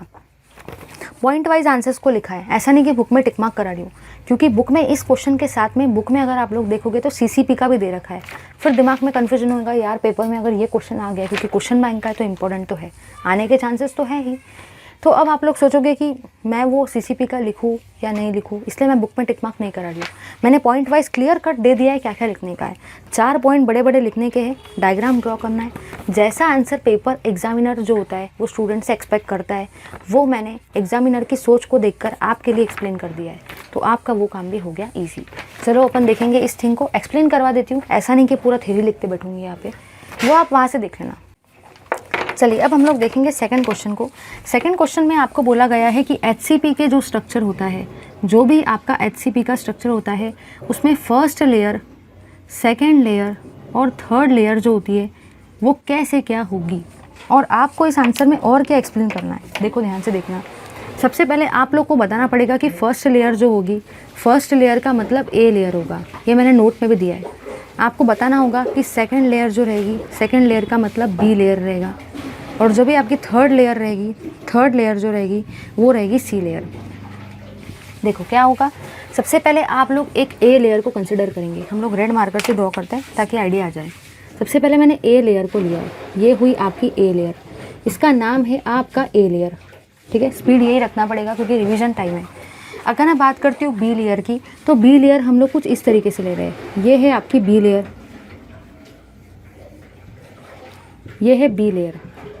देखो हम लोग क्या करने वाले हैं, ए लेयर को इस तरीके से बी लेयर के ऊपर रखेंगे कि जो भी यहाँ पे जो गैप है ना, वहाँ पे आपका आइटम आएगा, मतलब वो बराबर एक दूसरे के साथ में फंस जाए, अटैच हो जाए। तो ए लेयर जो होगा उसको बी लेयर के डिप्रेशंस में रखेंगे। समझ में आ गया? या तो बी लेयर को ए लेयर के डिप्रेशन में रखेंगे। कैसे रखेंगे देखो इधर, जैसे कि एक गोल के बीच में यहाँ पे जो गैप रहेगा, वहाँ पे ये वाला गोल यहाँ पे आएगा, ये वाला स्पीयर यहाँ आएगा, ये गैप में ये वाला स्पीयर आएगा, और ये वाले गैप में ये वाला स्पीयर आएगा। देखो ये 3 गैप आप सबको दिख रहे हैं मेजर, और यहाँ पे ये 3 एटम्स भी है, तो इस तरीके से वो फंस जाएंगे। अब जो भी आपकी सी लेयर रहेगी, सी लेयर जो रहेगी ना, वो बिल्कुल ए लेयर के जैसी रहेगी। सी लेयर जो रहेगी वो बिल्कुल आपके ए लेयर की जैसी रहेगी। मतलब मैं यहाँ पे ऐसा मैंने मेंशन भी किया है वहाँ पे कि जो सी लेयर का रहेगा, सी लेयर जो रहेगी वो अलाइन रहेगी with the B layer, with the A layer. C layer का अलाइनमेंट बिल्कुल ए लेयर के जैसा रहेगा, तो जैसा ए लेयर है वैसा ही बिल्कुल सी लेयर है। इनका अलाइनमेंट कैसा है? सेम है। साथ ही साथ बी लेयर ऐसा रहेगा। ठीक है, ये डायग्राम निकालना बहुत ज़्यादा ज़रूरी है। आपको ऐसा लगेगा कि सी लेयर का और भी कोई शेप भी तो हो सकता है, बट वो सीसीपी के लिए, अपन को क्वेश्चन में एचसीपी के लिए पूछा गया है। अब देखो क्या होगा, आपके दिमाग में आएगा पेपर में सीसीपी का भी तो आ सकता है, बट वो आएगा नहीं, क्योंकि सीसीपी में है ना थोड़ा सा कॉम्प्लिकेटेड है। उनको पता है कि स्टूडेंट का लेवल उतना नहीं है, तो सीसीपी का पेपर में नहीं आएगा। चलो अब अपन देखेंगे टेट्राहेड्रल वॉइड और ऑक्टाहेड्रल वॉइड। देखो यहाँ पे आप लोग सोचोगे क्वेश्चन में तो टेट्राहेड्रल वॉइड और ऑक्टाहेड्रल वॉइड पूछा ही नहीं गया, फिर मैं क्यों एक्सप्लेन करूँ। बट इतना याद रखना कि ये क्वेश्चन भाई साहब 3 मार्क के लिए है, तो 3 मार्क आपको ऐसे ही नहीं मिल जाएंगे बस इतना सा बता दिया और डायग्राम निकाल दिया। आपको वो भी बताना पड़ेगा कि टेट्राहेड्रल वॉइड और ऑक्टाहेड्रल वॉइड क्या है, क्योंकि एचसीपी में टेट्राहेड्रल वॉइड और ऑक्टाहेड्रल वॉइड आते हैं। वो क्वेश्चन ने पूछा नहीं भी गया है तो आपको एक्सप्लेन करना है, नोट्स में मैंने दिया है, वो बताना पड़ेगा, ना तो 3 मार्क नहीं मिलेंगे, 2 ही मार्क मिलेगा इस पे। अब देखो, आप सबको पता है टेट्राहेड्रल वॉइड है, नाम ही है टेट्रा। अगर टेट्रा नाम है मतलब इसका कोऑर्डिनेशन नंबर कितना रहेगा, 4। इसका नाम है ऑक्टा, और आप सब ने कसम खाई है कि भले केमिस्ट्री में, भले और कोई सब्जेक्ट में ऑक्टा मतलब 8 होता होगा, बट केमिस्ट्री में हम लोग ऑक्टा मतलब 6 ही लिखेंगे। तो यहाँ पे आपका कोऑर्डिनेशन नंबर कितना रहेगा, 6 रहेगा। फिर आप लोगों को इनका भी डायग्राम बताना है कि टेट्राहेड्रल का डायग्राम क्या रहेगा, ऑक्टाहेड्रल का डायग्राम क्या रहेगा, वो भी मैंने नोट्स में दिया है, तो आप लोग देख सकते हो। चलिए अब हम लोग मूव करेंगे नेक्स्ट क्वेश्चन की तरफ, जो कि है थर्ड वाला क्वेश्चन, जिसको हम लोग डिस्कस करेंगे, ठीक है। तो थर्ड क्वेश्चन जो है वो है आपका न्यूमेरिकल। देख लेते हैं कि न्यूमेरिकल क्या है। ये न्यूमेरिकल जो मैं टिक मार्क कराने वाली हूँ, थर्ड वाला क्वेश्चन, इसको 101% टिक मार्क कर दो। यहाँ से हर साल क्वेश्चन आता है न्यूमेरिकल पर, क्या पता यही आ जाए या क्या पता थोड़ा सा वेरिएशन करके आ जाए, बट ये अच्छा क्वेश्चन है, आ सकता है। देखेंगे इसको, टिक मार्क करो इसको। तो हम लोग देख रहे हैं आपके थर्ड क्वेश्चन को। थर्ड क्वेश्चन में आपको बोला गया है सब्सटेंस क्रिस्टलाइजेज इन एफसीसी स्ट्रक्चर। एफसीसी स्ट्रक्चर में आपका थर्ड वाला स्ट्रक्चर जो मतलब ये जो है क्रिस्टलाइज हो रहा है। यूनिट सेल का एज लेंथ दे रखा है 367.8 पिकोमीटर। साथ ही साथ आपको यहाँ पे दे रखा है calculate the molar mass of substance if its density is, density आपको दे रखी है ग्राम पर सेंटीमीटर क्यूब में, इसका वैल्यू है 21.5 ग्राम पर सेंटीमीटर क्यूब, ठीक है। साथ ही साथ आपको यहाँ पे पूछा गया है मोलर मास, मोलर मास आपको यहाँ पे निकालना है। देखो क्या कैसे करेंगे हम लोग। सबसे पहली काम की चीज़ जो है वो ये है कि इसका सॉल्यूशन तो बुक में दिया है, याद क्या रखना है। देखो यहाँ पे है ग्राम, यहाँ पे है सेंटीमीटर, मतलब ये जो पिकोमीटर है इसको कहीं ना कहीं आपको सेंटीमीटर में कन्वर्ट करना है। आधे लोगों को पता नहीं रहता है कि पिकोमीटर को पिकोमीटर में रखूँ, मीटर में करूँ या सेंटीमीटर में करूँ। पिकोमीटर को मीटर में करना है, पिकोमीटर में रखना है या सेंटीमीटर में करना है, ये क्वेश्चन के ऊपर डिपेंड करता है। अभी थोड़ी देर पहले अपन ने क्वेश्चन देखा था, वहाँ पे आपको आर निकालना था, ए दिया था, तो आर भी पिकोमीटर में रहेगा, वो हो गया। यहाँ पे देखो क्या है, यहाँ पे डेंसिटी ग्राम में दे रखी है, ग्राम पर सेंटीमीटर क्यूब आ रहा है, मतलब वो क्वेश्चन आपको खुद बता रहा है कि भाई साहब ए जो है, जो आपका एज लेंथ है उसको सेंटीमीटर में लेने का, क्योंकि यहाँ पे डेंसिटी का यूनिट सेंटीमीटर है, इसको डायरेक्टली पिकोमीटर में मत लेना, ठीक है। आंसर तो मैंने दे दिया है आपको लिंक के फॉर्म में, बट देखो कैसे करना है। आंसर देखने से कुछ नहीं होता। देखो यहाँ पे क्या है ना, जब आप इसको सॉल्व करोगे तो इसका फॉर्मूला होता है z into mm upon N A into V. Z के जगह पे आप लोग एन भी ले सकते हो, एन लेना है एन लो, सब चलता है अपन को, ठीक है। जेड एन का वैल्यू कितना होता है एफसीसी के लिए, एफसीसी के लिए एन का वैल्यू होता है 4, सबको पता है, तो 4। ये कभी भी दिया नहीं जाता है एन का वैल्यू, याद रखना है। अगर सिंपल क्यूबिक आया तो एन का वैल्यू 1 रहता है, बॉडी सेंटर्ड आया तो एन का वैल्यू 2 रहता है, फेस सेंटर्ड आया तो एन का वैल्यू 4 रहता है। ये कभी भी नहीं दिया जाता है, सिर्फ ये दिया जाता है, ठीक है। चलो ये हो गया। मॉलिक्यूलर मास आपको निकालना है। एवोगाड्रो नंबर का वैल्यू सबको आता है, आना चाहिए, क्योंकि कभी दिया नहीं जाता है। 6.022 इंटू 10 की पावर 23। अब दिमाग में क्वेश्चन ये आता है ये वॉल्यूम क्या चीज़ है, वॉल्यूम तो नहीं दिया है। तो आप सबको पता है कि वॉल्यूम ऑफ क्यूब मतलब ही क्या होता है, साइड क्यूब, मतलब ही ए का क्यूब। चलो ये सब तो हो जाएगा। अब क्वेश्चन जो आता है वो ये है, न्यूमेरिकल भी सॉल्व हो जाएगा, लेकिन इस ए क्यूब को कैसे निकालें। देखो एक बार कैसे करते हैं हम लोग। डेंसिटी का वैल्यू आपको दे रखा है 2.15। देखो क्या करेंगे हम लोग। सबसे पहली चीज़ तो इसको लिख देंगे 2.15 इंटू 6.022 इंटू 10 की पावर 23 इंटू ए क्यूब का वैल्यू आपको कितना दे रखा है 367.8 पिकोमीटर, ठीक है। इसका क्यूब है और आपको इससे निकालने का है मॉलिक्यूलर मास डिवाइडेड बाय 4। कुछ भी नहीं करना है, इसको ऊपर लेके गए, इसको नीचे लेके आए। देखो आधे लोगों का बहुत रॉन्ग थिंकिंग होता है, भाई मेरे से तो ये न्यूमेरिकल होगा नहीं, मैं इसको छोड़ देता हूँ। बट मत छोड़ो यार, 3 मार्क फुकट में मिल रहे। देखो सबसे पहली चीज़ जो है वहाँ पे ये है कि मैंने आपको बताया कि आप इसको सेंटीमीटर में कन्वर्ट करेंगे। अब आपको ए का वैल्यू दे रखा है, ध्यान देना, ए का वैल्यू आपको दे रखा है 367.8 पिकोमीटर। अब आप सबको पता है कि 1 पिको मतलब मीटर मतलब 10 की पावर -8 -10 सेंटीमीटर होता है और -12 मीटर होता है। अपन को सेंटीमीटर में कन्वर्ट करना है क्योंकि डेंसिटी सेंटीमीटर में है। तो 367.8 पिकोमीटर का मतलब कितना होगा, 367.8 इंटू 10 की पावर -10 सेंटीमीटर होगा। कर लिया। अब आपको यहाँ पे एक क्यूब का वैल्यू निकालना है, तो इसका क्यूब निकालना तो आधे लोगों के लिए बहुत ही हेक्टिक काम होता है। वो सोचते हैं यार इतना बड़ा क्यूब मैं कैसे निकालूंगा। तो आपको बस इतना याद रखना है कि इतने बड़े क्यूब को निकाल के मगजमारी नहीं करना है। आप लोग क्या करेंगे, देखो इसको 36 बना दो। अगर इसको आपने 36.7 बना दिया, 36.7 बना दिया, इंटू 10 की पावर अगर करने गए तो देखो इसको मैंने एक डिजिट से शिफ्ट करवाया है, ठीक है। -10 तो पहले एज इट इज़ था, अब मैंने यहाँ पे 1 लिखा है क्योंकि मैंने इस पॉइंट को यहाँ से यहाँ शिफ्ट करवाया है। कौन से डायरेक्शन में करवाया है, लेफ्ट हैंड साइड में, इसलिए यहाँ पे क्या आएगा, प्लस आएगा। क्यूब एज इट इज़ लिखेंगे। अब दिमाग में क्वेश्चन ये आता है कि मैं ऐसा क्यों करूँ, मैं इस पॉइंट को इधर क्यों लेके जाऊँ, क्योंकि अगर आप पॉइंट को उधर ही रखते हो तो ये 3 डिजिट नंबर है और इसका क्यूब निकालना मुश्किल काम है क्योंकि कैलकुलेटर नहीं दिया जाता है। अगर आप इसको 2 डिजिट नंबर में कन्वर्ट कर दो 36 में, तो अब आप यहाँ पे आराम से कर सकते हो। देखो क्या करेंगे, 36.7 है, अब पॉइंट के बाद 5 से बड़ा नंबर है, मतलब आप इसको राउंड ऑफ करके 37 भी लिख सकते हो, बिल्कुल लिख सकते हैं। इंटू 10 की पावर -10 + 1 कितना होता है, -9 का क्यूब। अब आप आसानी से निकाल सकते हो, ठीक है। 37 का क्यूब करेंगे इंटू 10 की पावर -9 इंटू 3। यहाँ पे याद रखना है 9 का क्यूब मत लेना, ये मल्टीप्लाई होते पावर, 9 3 जा 27, आसानी से आंसर निकल जाएगा।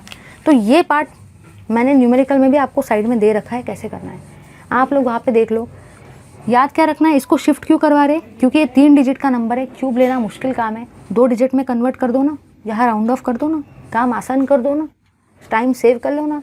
चलो ये आप लोग सॉल्व कर सकते हो, आंसर भी दिया है, कर लेना उसको सॉल्व। यहाँ पे आपका वैल्यू आता है मॉलिक्यूलर मास का 161, मॉलिक्यूलर मास का वैल्यू आता है 161 ग्राम पर मोल।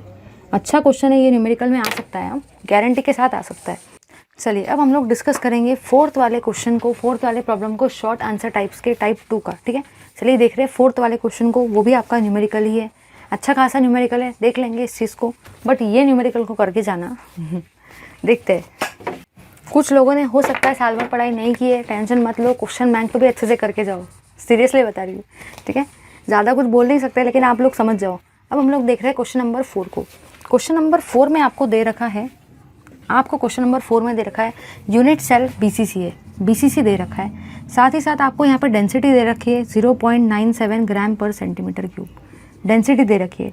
साथ ही साथ आपको पूछा गया है रेडियस बताओ, रेडियस क्या रहेगा सोडियम एटम का, और आपको मॉलिक्यूलर मास भी दे रखा है सोडियम का, ठीक है, ग्राम पर मोल, आपको रेडियस पूछा गया है। अब देखो आधे स्टूडेंट तो कंफ्यूज हो जाएंगे कि मैं रेडियस कैसे निकालूं, क्योंकि आप सबको पता है कि कभी भी अगर आपको, ध्यान देना बहुत अच्छा चार्ट बता रही हूँ, कभी भी अगर आपको रेडियस निकालना है तो रेडियस के लिए सबसे पहले तो आपको ए पता होना चाहिए।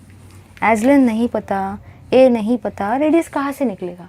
और ए के लिए आपको पता होना चाहिए वॉल्यूम, मतलब देखो किस तरीके से, ये वार, वार आपको याद रखना है, बस वार अगर याद रख लिया, VAR वार, तो आप लोग ये न्यूमेरिकल को कर सकते हो वार वाले फैशन में। कैसे करोगे, सबसे पहले वॉल्यूम निकालना पड़ेगा, वॉल्यूम नहीं निकलेगा तो ए कहाँ से निकलेगा, तो पहले आप V निकालोगे, वॉल्यूम निकालोगे, फिर ए निकालोगे मतलब एच लेंथ, और फिर उससे निकालेंगे आर को, तभी जाके आप निकाल पाओगे। तो ये कैसा है, वार।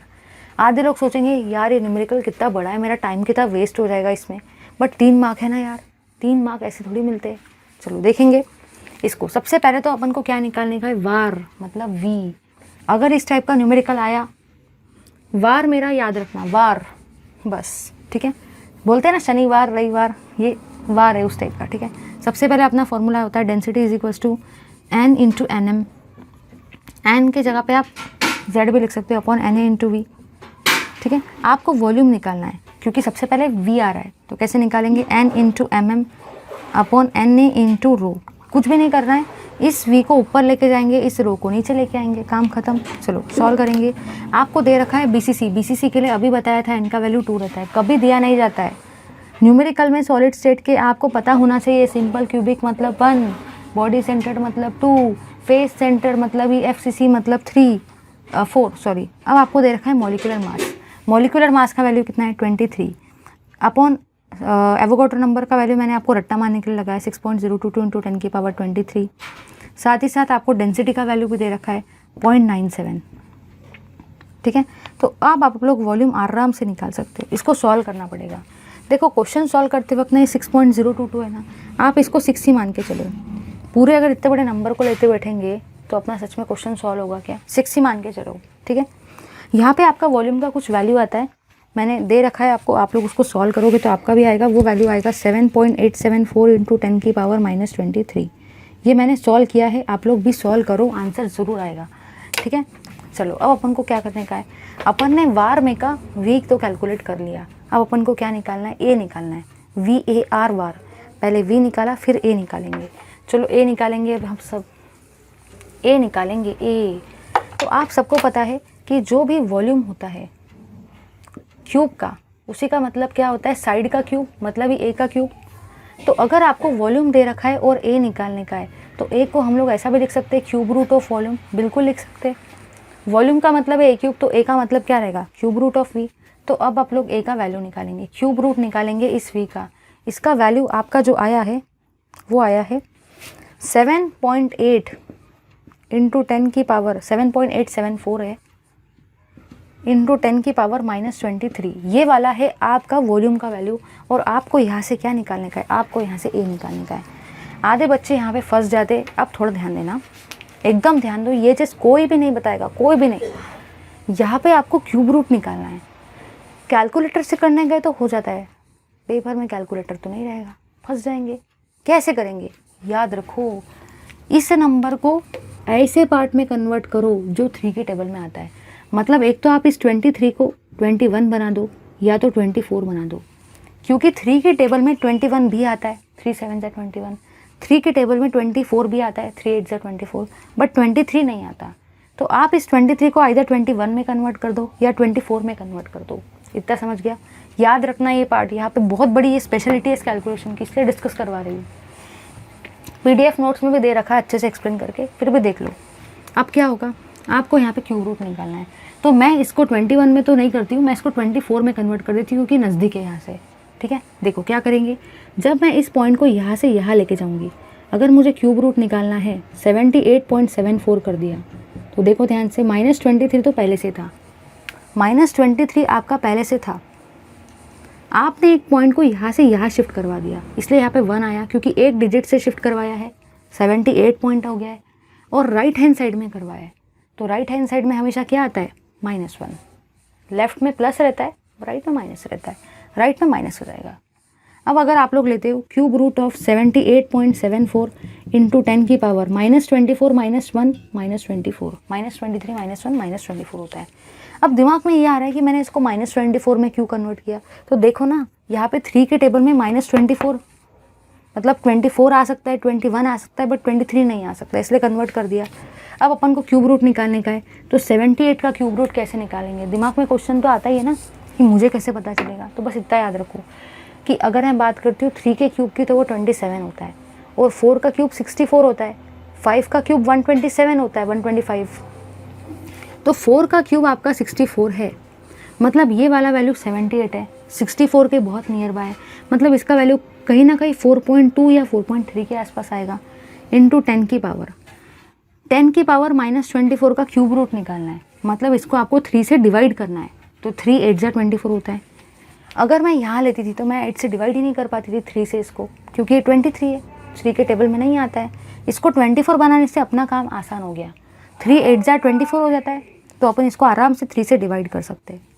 साथ ही साथ ये पॉइंट अपना यहाँ पे ये सॉल्व हुआ है कि 64 जो होता है वो 4 का क्यूब है, मतलब 78 कहीं ना कहीं 4.2 या 4.3 के आसपास रहेगा। तो देखो कितने डिफ़िकल्ट पार्ट को अपन ने एकदम ईजी कर दिया। अब ए निकल गया तो आप लोग आर निकाल सकते हो, आप सबको पता है 4r = a√3 होता है BCC के लिए। तो आपका आर का वैल्यू कितना रहेगा? a√3/4।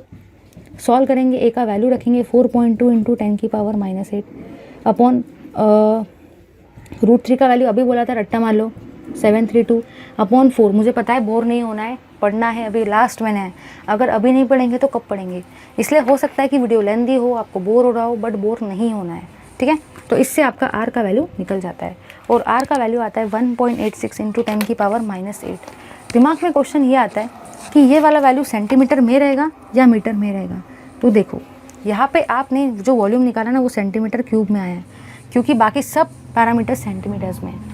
यहाँ पे जो एज लेंथ है वो भी सेंटीमीटर में है, जो रेडियस रहेगा वो भी काय में आएगा, सेंटीमीटर में। इसका वैल्यू आपका आएगा 1.86 इंटू 10⁻⁻⁴। ये न्यूमेरिकल करा के मुझे आपका टाइम वेस्ट नहीं करना था, बट मुझे आपको ये वाला पार्ट बताना था जो जनरली कोई भी नहीं बताता है। वो बोलता है आप ही कर लो, आप ही देख लो, बट मैं आपको ये बता रही क्योंकि मुझे पता है बच्चे यहाँ फंस जाते हैं। ठीक है, याद रखना है इसको, कन्वर्ट वाला फैक्टर। ठीक है, चलो अब अपन लोग डिस्कस करेंगे प्रॉब्लम नंबर 5 को, क्वेश्चन नंबर 5 को डिस्कस करेंगे इस सेक्शन के। यहाँ पे आपको बोला गया है what are non stoichiometric defects, और आपको बोला गया है कि इनको क्लासीफाई कैसे करना है, और साथ ही साथ आपको बोला गया है मेटल डेफिशिएंसी डिफेक्ट को एक्सप्लेन करो।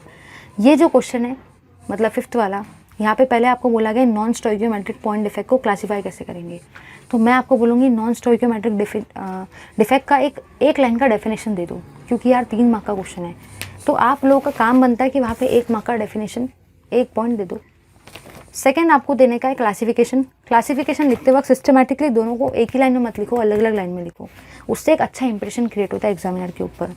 तीसरी बात डायग्राम देने का है, और आपको मेटल डेफिशिएंसी डिफेक्ट को डिटेल में पूछा है, तो इतना सब लोग कसम खाओ कि जितना डिटेल में पूछा गया है उतना ही देने का, जो नहीं पूछा है वो नहीं एक्सप्लेन करना। ठीक है, चलो देखेंगे इसको, सिर्फ हम लोग डायग्रामेटिकली समझ रहे हैं, इतना पूरा डिटेल में नहीं जाएंगे। तो अब हम लोग देख रहे हैं 5th वाले पार्ट को।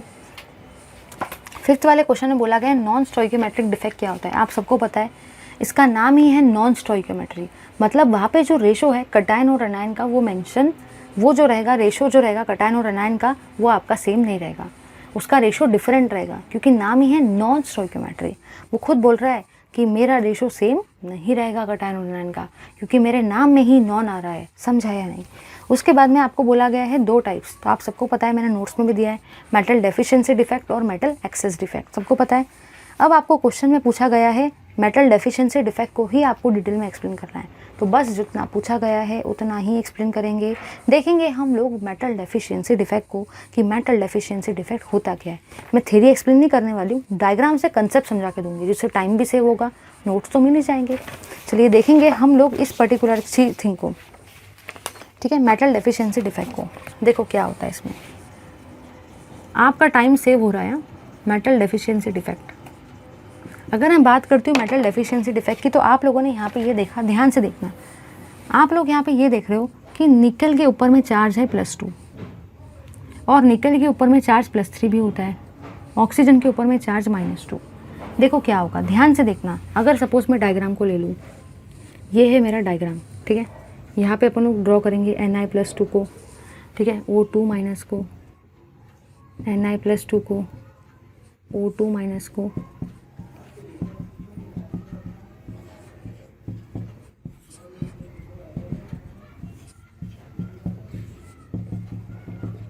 करना क्या, एकदम ध्यान से देखो।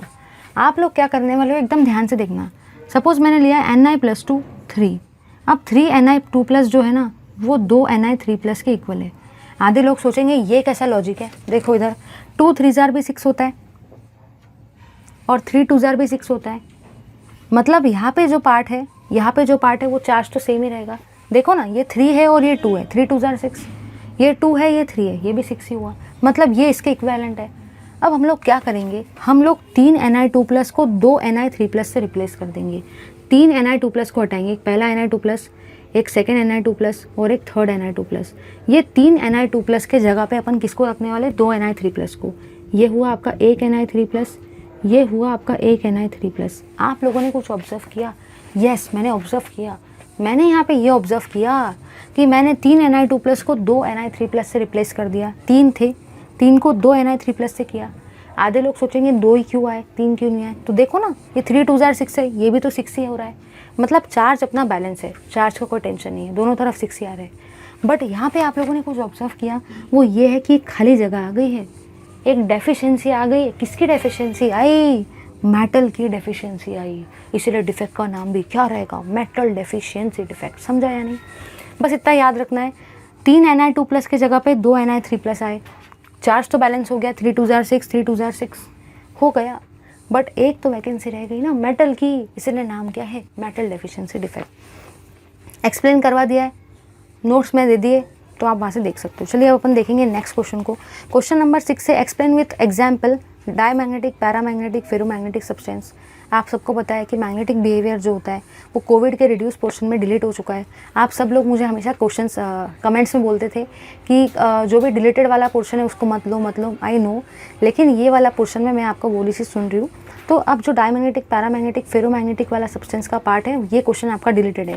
तो क्वेश्चन नंबर 6 के पास आप डिलीटेड लिख दो, क्योंकि मैग्नेटिक बिहेवियर नहीं है, पेपर में यहाँ से क्वेश्चन नहीं आएगा। चलिए गाइस, मूव करेंगे लास्ट सेक्शन की तरफ, जो कि है लॉन्ग आंसर क्वेश्चंस, जो आपको 4 मार्क देते हैं। लॉन्ग आंसर क्वेश्चन जो है वो आपको लास्ट वाले पार्ट में आते हैं, जहाँ पे लिखा रहता है ऊपर में 3 क्वेश्चन, नीचे में 3 क्वेश्चन, और पूछा जाता है कि एक तो ये वाले करो 3 या तो ये वाले 3 करो। लास्ट वाले सेक्शन में, पेपर में लास्ट वाला जो सेक्शन होता है, जहाँ से सारे स्टूडेंट्स कुछ ना कुछ उम्मीद लगाते हैं कि वहाँ पे मैं पूरे मार्क ले पाऊँगा, वो है आपका यस गाइस लास्ट वाला सेक्शन, जो कि है लॉन्ग आंसर क्वेश्चंस। तो देखेंगे लॉन्ग आंसर क्वेश्चंस में। अब मैं आपको बात बोलना चाहती हूँ कि जो भी आपका लॉन्ग आंसर वाला क्वेश्चन है ना, वहाँ पे न्यूमेरिकल आने का कोई चांस नहीं है। न्यूमेरिकल 3 मार्क के लिए आएगा या तो 2 मार्क के लिए, 4 मार्क में न्यूमेरिकल नहीं आ सकता है। तो अब हम लोग 4 मार्क के थ्योरेटिकल क्वेश्चंस को डिस्कस करेंगे। थ्योरी में एक्सप्लेन नहीं करने वाली, डायग्राम के थ्रू आपके कंसेप्ट को क्लियर करा दूंगी। थ्योरी तो मैंने आपको दे रखी है। अब ये जो थ्योरेटिकल क्वेश्चंस है ना, मैं बुक में टिक मार्क नहीं कराऊंगी, क्योंकि बुक में करा है तो मुझे कैसे पता चलेगा कि पॉइंट कौन से लिखूंगा, इसलिए मैं आपको पॉइंट वाइज दे रही हूँ। आपको ये चीज़ भी क्लियर हो गई है, क्योंकि आप सोचोगे लेकिन ये पॉइंट वाइज का मेरे लिए क्या हेल्प हुआ, क्योंकि क्वेश्चन बैंक में से तो क्वेश्चन नहीं आएंगे, ऐसा कुछ नहीं होने वाला।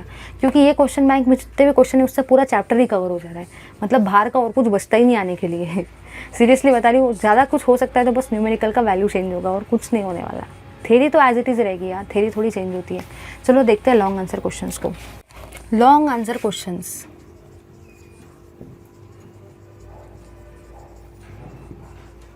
लॉन्ग आंसर क्वेश्चंस जो है वो है आपके 4 मार्क्स की, ठीक है। 4 मार्क्स मिल जाता है एक क्वेश्चन को करने से।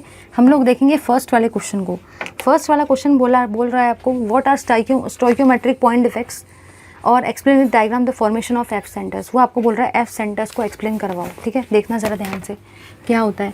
वो आपको बोल रहा है सबसे पहले नॉन स्टोइकियोमेट्रिक डिफेक्ट। अभी हम लोगों ने देखा, देखो एक चीज़ ऑब्जर्व करो, थोड़ी देर पहले भी एक क्वेश्चन नॉन स्टोइकियोमेट्री पे आया था, अभी भी आया है। अगर क्वेश्चन बैंक में एक ही क्वेश्चन 2 बार आ रहा है तो वो कुछ ना कुछ आपको इंडिकेट कर रहा है। वो चीज़ ये है कि पेपर में आ सकता है। अभी भी आया था और अभी फिर से आया है, हाँ थोड़ा सा नोटिस करो। नहीं कर रहे हो तो मैं करवा के दे देती हूँ। अब अपन लोग देखेंगे नॉन स्टोइकियो, आपको सबको पता है नॉन स्टोइकियोमेट्री, वहाँ पे जो कटायन और एनायन का रेशो है वो चेंज होगा, सेम रहेगा या नहीं रहेगा। वो खुद बोल रहा है मेरे नाम में ही नॉन आ रहा है, रेशो सेम नहीं रहेगा, चेंज होगा। सेकेंड थिंग है वो आपको बोल रहा है एफ सेंटर्स। याद रखना, एफ सेंटर्स को पेपर में सेकेंड नाम से और भी आ सकता है, कलर सेंटर्स। अगर एग्जामिनर को ये वाला क्वेश्चन पूछने का है तो वो पूछ के रहेगा, आ भी सकता है, लेकिन अगर उसको चेंज करना है तो वो एफ सेंटर नहीं देगा, वो कलर सेंटर देगा, या तो वो अनायन वैकेंसी देगा। जो बच्चे क्वेश्चन बैंक से रट्टा मार के जाएंगे कि एफ सेंटर वाला मेरे को आता है, वो फंस जाएंगे अगर ये दोनों में से कोई नाम आ गए तो। इसलिए मैं बोल रही हूँ एक्सप्लेनेशन को देखो, क्योंकि एक्सप्लेनेशन में मैं आपको क्वेश्चन बैंक का सोल्यूशन तो दूंगी, लेकिन साथ साथ वो भी बताऊंगी कि और कौन से क्वेश्चन इससे रिलेटेड हो सकते हैं। हाँ, आइडिया मिल जाता है।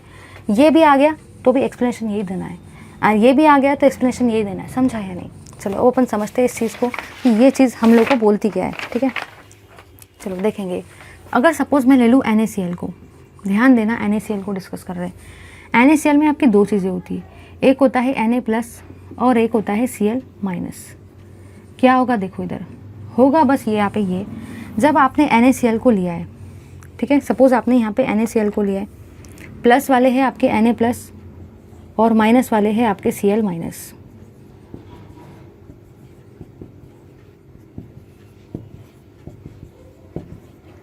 ठीक है, प्लस वाला Na+ है, माइनस वाला Cl-। अब देखो क्या होगा, सपोज़ अगर यहाँ से क्या होता है, देखो ध्यान देना, एकदम ध्यान से देखना है। यहाँ से जो भी आपका सोडियम रहेगा, सोडियम जो है वो सरफेस पे चले जाएगा। अगर सोडियम सरफेस पे चले जाता है, सपोज़ मैं बोल रही हूँ कि NaCl जो है, NaCl का अगर NaCl टूटता है तो 2 चीज़ों में टूटेगा, Na+ और Cl- साइन। अगर यहाँ से आपके सोडियम बाहर निकलते हैं, सोडियम अगर आपके यहाँ से बाहर निकल जाते और वो क्रिस्टल के बाहर आके यहीं पे डिपॉजिट होना चालू हो जाते हैं, तो क्या होगा, आप सबको पता है कि Cl- जो आयन होता है वो Na+ के पीछे पीछे घूमता है। जहाँ पे Na+ जाता है वहाँ पे Cl- भी चले जाता है। ये बिल्कुल इसको बहुत इसका बेस्ट फ्रेंड है। तो जहाँ पे Na+ जाएगा ना, वहीं पे आपका Cl- भी जाएगा, तो ये इसके पीछे घूमने वाला है। अब यहाँ से Na+ निकल गया तो क्या होने वाला है, तो Cl- भी आएगा। अब देखो क्या होगा, Cl- आयन यहाँ से बाहर निकला, पहले Na+ बाहर निकल गए थे, Na बाहर निकल गया, अब यहाँ से आपका Cl भी बाहर निकल गया। अब क्या हो रहा है देखो, जब Cl बाहर निकल गया तो Cl अपना इलेक्ट्रॉन यहीं पे दे दिया। फिर से समझो, NaCl है, क्योंकि 4 मार्क का क्वेश्चन है, मजाक नहीं है। NaCl में 2 चीज़ें होती है, Na+ और Cl- आयन। जब ये क्रिस्टल, अगर सपोज मैंने ये सॉलिड लिया है NaCl का, तो NaCl में से Na बाहर निकल गए। आप सबको पता है कि Cl- आयन जो होते हैं वो लव करते हैं Na को, तो जहाँ पे Na जाएंगे Cl- भी उनके पीछे पीछे भाग जाएंगे, क्योंकि Na को Cl लव करता है। अब क्या होगा, अब देखो Cl तो Na के पीछे पीछे भाग गया है ना, भाग गया। Cl ने अपना इलेक्ट्रॉन यहीं पे दे दिया, क्योंकि ये Cl- है। Cl- क्या करेगा, इलेक्ट्रॉन यहीं पे रख के बाहर चले जाएगा। इलेक्ट्रॉन यहीं पे रख दिया और खुद बाहर चले गया Cl के फॉर्म में, ठीक है। यहाँ पे आपका Na और Cl से NaCl बन जाएगा। तो Na यहाँ से बाहर निकले, Cl यहाँ से बाहर निकले, Na और Cl कंबाइन होकर NaCl बन के बाहर चले गए। यहाँ पे Cl ने अपना इलेक्ट्रॉन छोड़ दिया। अब ये जो इलेक्ट्रॉन है ना, ये इस बॉक्स के अंदर में खूब धूम मचाएगा, इधर भागेगा, उधर भागेगा, उधर भागेगा, उधर भागेगा, सबको परेशान करके रख देगा, क्योंकि वो इलेक्ट्रॉन है। तो यहाँ पे क्या होता है ना, ये जो सेंटर जनरेट हुआ है, इस सेंटर का नाम होता है F सेंटर। अब दिमाग में क्वेश्चन ये आता है कि F सेंटर को कलर सेंटर मैं क्यों बोलूँ, क्योंकि ये जो इलेक्ट्रॉन है ना, ये हर तरफ घूमेगा, इधर भागेगा, उधर भागेगा, तो घूमने के वजह से, इसका मोशन के वजह से जो अनपेड इलेक्ट्रॉन है वो आपको कलर भी शो करेगा। तो जो भी आपका कंपाउंड है वो कलर शो करेगा। अब दिमाग में क्वेश्चन ये आता है कि इसको अनायन वैकेंसी क्यों बोलूँ, क्योंकि यहाँ पे अनायन निकला, Cl निकला और Cl की खाली जगह पर इलेक्ट्रॉन आया। Cl निकल गया था ना, Cl के खाली जगह पे इलेक्ट्रॉन आया, इसलिए इसका नाम क्या है, अनायन वैकेंसी। याद रखना है, NaCl लिया है, Na बाहर निकल गया, Cl बाहर निकल गया, Na और Cl एक दूसरे को लव करते, कंबाइन हो गए, NaCl फॉर्म कर लिया। Cl ने क्या किया, अपने इलेक्ट्रॉन को यहीं पे छोड़ दिया, खुद बाहर Cl ही फॉर्म में निकल गया, एक इलेक्ट्रॉन को यहीं पे छोड़ दिया। अब क्या हुआ, यहाँ पे जो इलेक्ट्रॉन है उस सेंटर को बोलते हैं F सेंटर। ये इलेक्ट्रॉन हर तरफ घूमेगा, धूम मचाएगा, इसलिए कलर जनरेट होगा, तो इसका नाम है कलर सेंटर। यहाँ पे Cl जब बाहर निकला तो वैकेंसी जनरेट हुई थी, अनायन की वैकेंसी जनरेट हुई थी, फिर इलेक्ट्रॉन आया, तो इसलिए उसका नाम क्या है, अनायन वैकेंसी। कंसेप्ट मैंने समझा दिया है, क्विक रिवीजन के फॉर्म में आपका हो गया है। थ्योरी मैंने बहुत मस्त तरीके से नोट्स में दिया, आप वहाँ से देख लो, ले लो इसका स्क्रीनशॉट। चलिए अब हम लोग देखेंगे सेकंड क्वेश्चन को, लॉन्ग आंसर टाइप के। अगर मैं बात करती हूँ सेकंड क्वेश्चन की, तो सेकंड क्वेश्चन में आपको दे रखा है, give the classification of stoichiometric point defect और what is substitution impurity defect, explain solid solution of metal vacancy through aliovalent cation. ठीक है, सबसे पहला क्वेश्चन है, आपको बोल रहा है give the classification of stoichiometric defect. Stoichiometric defect के 4 टाइप होते हैं, वैकेंसी, सेल्फ इंटरस्टिशियल, शॉर्टकी और फ्रैंकेल। ठीक है, सिर्फ आपको नाम ही बताना है, उनको एक्सप्लेन नहीं करना है, क्योंकि सिर्फ उसने आपको क्लासिफिकेशन बोला है। नेक्स्ट आपको बोला गया what is substitution impurity defect. Substitution impurity defect क्या होने वाला है वो आपको बताना है। देखो यहाँ पे क्या होता है, सबसे पहली चीज़ ये है, सबको अब पता है कि इसका नाम ही है सब्स्टिट्यूशनल, मतलब यहाँ पे होने क्या वाला है, यहाँ पे बस एक ही चीज़ होने वाली है, एक एटम जो है वो दूसरे एटम को सब्स्टिट्यूट कर देगा, और कुछ भी नहीं होगा, क्योंकि नाम ही क्या है, सब्स्टिट्यूशनल। मतलब एक इम्प्योरिटी जो है, एक एटम जो है वो दूसरे एटम को सब्स्टिट्यूट करेगा, इसलिए तो उसका नाम है, उसकी जगह चले जाएगा, इसलिए उसका नाम है सब्स्टिट्यूशन इम्प्योरिटी डिफेक्ट। साथ ही साथ आपको बोला गया है एक्सप्लेन करो सॉलिड सॉल्यूशन ऑफ मेटल को। अब आपको सॉलिड सॉल्यूशन ऑफ मेटल बोला गया है, सॉलिड सॉल्यूशन ऑफ मेटल। देखो इसमें क्या होगा, इसमें क्या होता है ना, सपोज अगर मैं बात करती हूँ जिंक की और कॉपर एटम की, आप सबको पता है कि जो ब्रास होता है, ब्रास में 2 चीज़ें होती है, जिंक होता है और कॉपर होता है। ठीक है, सपोज मैंने हर जगह पे जिंक और कॉपर ले लिए, जिंक कॉपर इस तरीके से, मतलब देखो क्या हो रहा है, एकदम ध्यान से देखना, बताती हूँ। जिंक लिया है,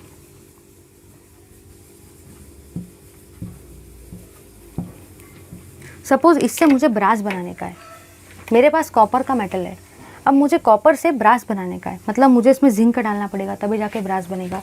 तो आप लोग क्या करोगे, इस कॉपर को जिंक से रिप्लेस कर दोगे, यहाँ पे भी इस कॉपर को जिंक से रिप्लेस कर दोगे। तो आप लोगों ने क्या किया, सॉलिड वाले मेटल को, कॉपर को सॉल्यूशन में कन्वर्ट किया। सॉल्यूशन में कन्वर्ट करने के बाद में उसमें जिंक को डाला और फिर आपने कॉपर और जिंक के कॉम्बिनेशन से ब्रास बनाया। मतलब आपने क्या किया, सॉलिड वाले मेटल को सॉल्यूशन में कन्वर्ट करके एक नया एलॉय फॉर्म किया, इसलिए उसका नाम क्या है, सॉलिड सॉल्यूशन ऑफ मेटल। अगर पेपर में सॉलिड सॉल्यूशन ऑफ मेटल आता है, याद रखना है सॉलिड सॉल्यूशन ऑफ मेटल बोला गया है, सॉल्यूशन बोला गया है। इस सॉलिड को सॉल्यूशन में कन्वर्ट करेंगे, उसको मेल्ट करेंगे, उसमें जिंक को ऐड करेंगे और फिर ब्रास बनाएंगे। ठीक है, दिया है, अच्छे से एक्सप्लेन किया है। उसके बाद में नेक्स्ट है आपका वैकेंसी थ्रू एलियोवैलेंट इम्प्योरिटी। दिमाग में क्वेश्चन ये आता है, आपको लग रहा होगा वैकेंसी थ्रू एलियोवैलेंट इम्प्योरिटी में मुझे क्या करना है, तो चलो हम लोग देखेंगे कि आपको यहाँ पे क्या करना है।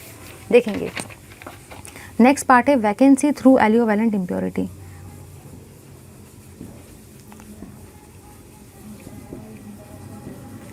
अगर मैं बात करती हूँ वैकेंसी थ्रू एलियोवैलेंट इम्प्योरिटी की, सबसे पहली चीज़ है एलियो। एलियो मतलब होता है अदर, और वैलेंसी मतलब होता है वैलेंस, मतलब ये होता है ऑक्सीडेशन स्टेट। जिसको ये चीज़ समझ गई ना, उसको ये क्वेश्चन को रट्टा नहीं मानना पड़ेगा। रट्टा मानने वाले ज़रा ध्यान देना। एलियो मतलब होता है अदर, वैलेंट मतलब होता है वैलेंसी, और वैलेंसी का मतलब क्या होता है, ऑक्सीडेशन स्टेट। मतलब वो आपको ये कहना चाहता है कि आप लोग अगर लेते हो सपोज Na1+ को, और आप लोगों ने यहाँ पे लिया है Sr2+ को, तो आप लोग देखो यहाँ पे क्या काम कर रहे हो। जब आप 2 Na+ लोगे तो वो एक SrCl2+ के बराबर है। दिमाग में क्वेश्चन ये आता है, ऐसा मुझे कैसे पता चलेगा, तो ज़रा ध्यान दो ना। यहाँ पे 2 1 जार कितना होगा 2, यहाँ पे 1 2 जार भी कितना होगा 2, मतलब दोनों तरफ चार्ज तो सेम ही है ना। कोई फ़र्क पड़ा क्या, नहीं पड़ा ना। यहाँ पे भी है 2 2 1 जार 2, यहाँ पे भी है 2 2 1 जार 2। अब हम लोग क्या करेंगे, देखो मैंने क्या किया है, मैंने इसमें 2 Na+ को एक SrCl से रिप्लेस किया। देखो ध्यान से, अगर आप लोग बोलोगे ये Sr2+ कहाँ से आया, तो SrCl2 में आप सबको पता है कि Sr जो है वो 2 क्लोरीन से अटैच है, मतलब उसके ऊपर चार्ज कितना रहने वाला है +2। ठीक है, SrCl2 में Sr 2 क्लोरीन से अटैच है तो चार्ज रहेगा +2, पहला पॉइंट। सेकेंड पॉइंट ये है 2 1 जार भी 2 होता है, 1 2 जार भी 2 होता है, मतलब चार्ज तो मेरा बैलेंस है, कोई टेंशन नहीं है मुझे। ठीक है, ये तो काम अपना हो गया। अब दिमाग में क्वेश्चन ये आता है कि चलो ये सब मुझे समझ गया, लेकिन फिर यहाँ पे ये क्यों बोला गया है। देखो ध्यान से, एलियो, एलियो मतलब अदर होता है।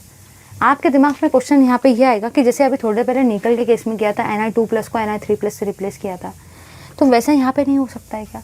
लेकिन याद रखना इसका नाम है एलियो मतलब अदर, तो सोडियम की जगह दूसरा ही कोई आइटम आना चाहिए, सोडियम नहीं आ सकता क्योंकि नाम है एलियो। पहला पॉइंट। वैलेंट बोला गया है, मतलब वैलेंसी डिफरेंट है, मतलब ऑक्सीडेशन स्टेट भी अलग रहेगा। ये +1 है, ये +2 है, एटम भी डिफरेंट है क्योंकि एलियो है, और इम्प्योरिटी मतलब इम्प्योरिटी रहेगी। अब अपन को देखने का यहाँ पे वैकेंसी क्यों बोला गया है। आधे लोग सोचेंगे कि मैंने जो नोट्स में दिया है या बुक में जो नोट्स में दिया है वहाँ पे तो वैकेंसी दिया है, बट यहाँ पे तो कुछ और है। तो याद रखना है, देखो क्या हो रहा है। अगर सपोज मैं इसको अगर इस तरीके से ले लूँ, ठीक है, यहाँ पे मैंने लिया है सोडियम को Na+1 Cl1 minus Cl1 minus Na+1 Cl1 minus Na+1, मैंने कैसे भी इसको एडजस्ट कर दिया है। ठीक है, अब देखो क्या हो रहा है। यहाँ पे आप लोगों ने क्या किया, 2 सोडियम की जगह पे एक Sr2+ लगा दिया। एक सोडियम को यहाँ से हटाएंगे, दूसरे सोडियम को यहाँ से हटाएंगे, और उनके जगह पे बस एक ही Sr+2 डाल देंगे। अपना चार्ज तो बैलेंस हो गया, 2 1 जार 2 1 2 जार 2, कोई प्रॉब्लम नहीं है, वो तो अपन ने कर दिया। बट 2 सोडियम के जगह पे एक ही Sr2+ आया, मतलब यहाँ पे कहीं ना कहीं आपकी वैकेंसी जनरेट हुई है। आधे बच्चे सोचेंगे यहाँ पे तो वैकेंसी हुई है, फिर तो ये वैकेंसी डिफेक्ट होना चाहिए। बट याद रखो यार, याद रखो, अपन ने क्या किया है, एलियो मतलब अदर, उसको अदर से रिप्लेस किया है। सेकेंड थिंग, वैलेंट मतलब वैलेंसी, ऑक्सीडेशन स्टेट डिफरेंट करवाया है, तो ऑक्सीडेशन स्टेट भी अलग है, +1 की जगह +2 आ गया। अब 2 Na+ की जगह पे एक Sr2+ आ गया, तो वैकेंसी क्रिएट हुई, इसलिए इसका नाम क्या है, वैकेंसी थ्रू एलियोवैलेंट इम्प्योरिटी। कर सकते हो एक्सप्लेन। अब हम लोग देखेंगे अपने लास्ट वाले पार्ट को हम लोग डिस्कस कर रहे हैं। चलो देखेंगे लास्ट वाले क्वेश्चन को। चलिए देख लेते हैं एवरीवन, लास्ट क्वेश्चन बैंक का। ठीक है, इस चैप्टर का सॉलिड स्टेट का, ये वाला वैसे तो मैंने एक्सप्लेन करवा के दिया है आपको नोट्स में, ये वाला क्वेश्चन भी बहुत अच्छे से दिया है। ये डेरिवेशन वाला क्वेश्चन है, ये तो रटने वाला ही है, डायरेक्टली दे रखा है, प्रैक्टिस कर लो हो जाता है, बट फिर भी मैं एक बार बता देती हूँ कि क्या करने का है, अपन को एक आइडिया मिल जाएगा कि क्लियर कट क्या करने का है। तो ये है थर्ड वाला क्वेश्चन, लास्ट क्वेश्चन। देखते हैं। सबसे पहले आपको यहाँ पे जो बोला गया है वो बोला गया है रिलेशन निकालो, density of substance, molecular mass, unit cell, edge length, calculate the number of particles, number of unit cell in X gram. इतना सब कुछ निकालना है। देखो निकालने के लिए 4 मार्क का क्वेश्चन है, फुकट में मार्क मिलने वाले हैं। डेरिवेशन का आंसर ये रहता है, सबसे बढ़िया पॉइंट ये रहता है कि हमें पता होता है कि आंसर हमको क्या लाना है। आप सॉल्व कर रहे हो, बीच में कुछ स्टेप मिसअप हो गए, फिर सॉल्व कर रहे हो, आंसर बराबर आप लेके आ ही जाओगे, क्योंकि आपको आंसर पता है क्या लाने का है। डेरिवेशन में, फिजिक्स और केमिस्ट्री में जहाँ पे भी डेरिवेशन आएंगे, रॉक वही करता है जिसको पता हो कि फाइनली उसको आंसर लाना क्या है। जिसको ये पता चल जाए कि आंसर क्या लाने का है, बीच में अगर वो थोड़े से स्टेप्स में अटक भी गया ना, तो भी वो बराबर अपने आप को घुमा फिरा के आंसर वो ला ही देता है। तो फिजिक्स और केमिस्ट्री में रॉक वही करेंगे जिनको पता रहेगा डेरिवेशन के केस में कि डिराइव क्या करना है। इसलिए मेरी आप सबसे रिक्वेस्ट है, एक स्ट्रैटेजी तो कर लो यार, डिराइव क्या होने वाला है वो आपको पता होना चाहिए, ये आप बराबर कर लोगे, ये मुझे पता है, ठीक है। चलो देखेंगे हम लोग। यहाँ पे आपको सबसे पहले तो बताना है डेंसिटी। आप सबको पता है कि जब भी हम लोग डेंसिटी लिखते हैं यूनिट सेल का, देखो कैसे करेंगे, मैं आपको स्टेप बता रही हूँ, हेल्प करेगा, काफ़ी हेल्प करेगा ये। देखो सबसे फर्स्ट पॉइंट जो आपका यहाँ पे वो है density of unit cell. Density है यूनिट सेल की, ठीक है। हम लोग फिलहाल डेंसिटी लिखते हैं। डेंसिटी का मतलब रो होता है, तो डेंसिटी का मतलब आप सबको पता है मास होता है अपॉन वॉल्यूम होता है। अब यहाँ पे अगर मैंने यूनिट सेल लगा दिया, कुछ भी नहीं किया है, सेम ही चीज़ है, ऑफ यूनिट सेल लगाया, तो यहाँ पे भी ऑफ यूनिट सेल आएगा, अपॉन में भी ऑफ यूनिट सेल आएगा। बचपन से सब पढ़ते आए कि डेंसिटी का मतलब मास अपॉन वॉल्यूम होता है, लेकिन यूनिट सेल अगर यहाँ आया तो यहाँ पे भी आ जाएगा। चलो हो गया। फिर आप सबको पता है कि डेंसिटी का आपका फॉर्मूला जब आप इसको सॉल्व करोगे तो वो आएगा m/n/a³। ये मैंने आपको डेरिवेशन सॉल्व करवा के दिया है, ये आपको फर्स्ट पॉइंट ऑब्जर्व होता है, m/n/a³। अब आप सबको ये भी पता होता है कि m का मतलब होता है molecular mass upon Avogadro number, ठीक है। तो अपन m के जगह पे m/na लिख देंगे, तो रो का वैल्यू क्या हो जाएगा, m के जगह पे हमको लिखना है m/na, इंटू में आएगा n, अपॉन में आएगा a³, ठीक है। ये हुआ आपका सेकेंड पॉइंट। थर्ड पॉइंट कैसे करेंगे, देखो ये रिलेशन मिला इस फॉर्मूले की हेल्प से, m के जगह पे mm/na लिख दिया, इस चीज़ को एज इट इज़ लिख दिया, ये हुआ आपका नेक्स्ट वाला पॉइंट। चलो डेंसिटी का तो रिलेशन आपको मिल गया। अब हम लोग को आगे सॉल्व करना है। आगे आपको पूछा गया है number of particles in X gram. Number of particles पूछे गए हैं इन एक्स ग्राम। इसके लिए कोई डेरिवेशन नहीं देने का, इसके लिए आप लोग डायरेक्ट एक्सप्लेन कर सकते हो। साथ ही साथ आपको दे रखा है number of unit cell in X gram. ये डायरेक्टली रट्टा मार लो, जिसको नहीं आता है, जिसको आता है वो समझ लो। यहाँ पे आपका फॉर्मूला आएगा, नंबर ऑफ़ पार्टिकल्स बोला गया है तो x/n upon rho into a³, और यहाँ पे आपका बस x upon rho into a³ आएगा। आधे लोग सोचेंगे यहाँ पे n क्यों आया, क्योंकि यहाँ पार्टिकल्स है इसलिए n आया है, यहाँ पे यूनिट सेल है इसलिए n नहीं आया, सेम चीज़ है। याद यहाँ पे आपको ये रखना है कि आपका जो m है, m का मतलब यहाँ पे है मास ऑफ पार्टिकल, ठीक है। mm का मतलब आपका है मॉलिक्यूलर मास, v का मतलब यहाँ पे आपका वॉल्यूम है, वॉल्यूम का मतलब a³ होता है अगर वो वॉल्यूम यूनिट सेल का है तो, ठीक है। साथ ही साथ आपका जो वेट है यहाँ पे वो है एक्स ग्राम, साथ ही साथ यहाँ पे जो रो है वो है आपकी डेंसिटी, साथ ही साथ यहाँ पे जो आपका n है वो है नंबर ऑफ पार्टिकल्स, और Na मतलब होता है एवोगाड्रो नंबर। देखो याद क्या रखना है, याद आपको बस इतना ही यहाँ पे रखना है। डेरिवेशन का फॉर्मेट मैंने दे दिया है, इसको ब्रीफली एक्सप्लेन करवा के दिया है, लेकिन मैंने आपको फॉर्मेट बता दिया तो आप पढ़ोगे तो आपको हो जाएगा। चलो thank you very much for watching this video. Finally हम लोग इस वीडियो को यहाँ पे एंड कर रहे हैं। मैंने कोशिश की है कि मैं एक ही पार्ट में इस वीडियो को पूरा वाइंड अप कर सकूँ, क्योंकि अगर मैं इसके 2-3 पार्ट बना दी थी तो उसमें कोई मतलब नहीं था। अब हमारे पास मुश्किल से 28-30 डेज़ का टाइमिंग है, उसमें अगर हम लोग बहुत सारे पार्ट बनाएंगे तो अपने पास उतना टाइम नहीं है, अपन को बाकी सब्जेक्ट भी पढ़ने हैं।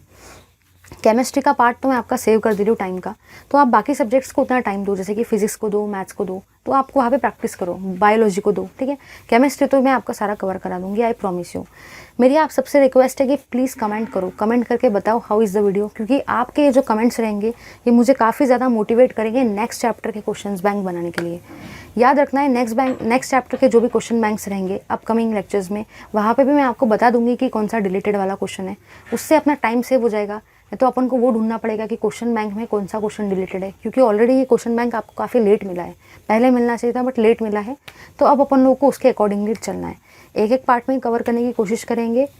प्लीज़ कमेंट करो, लाइक करो। Thank you very much. Okay.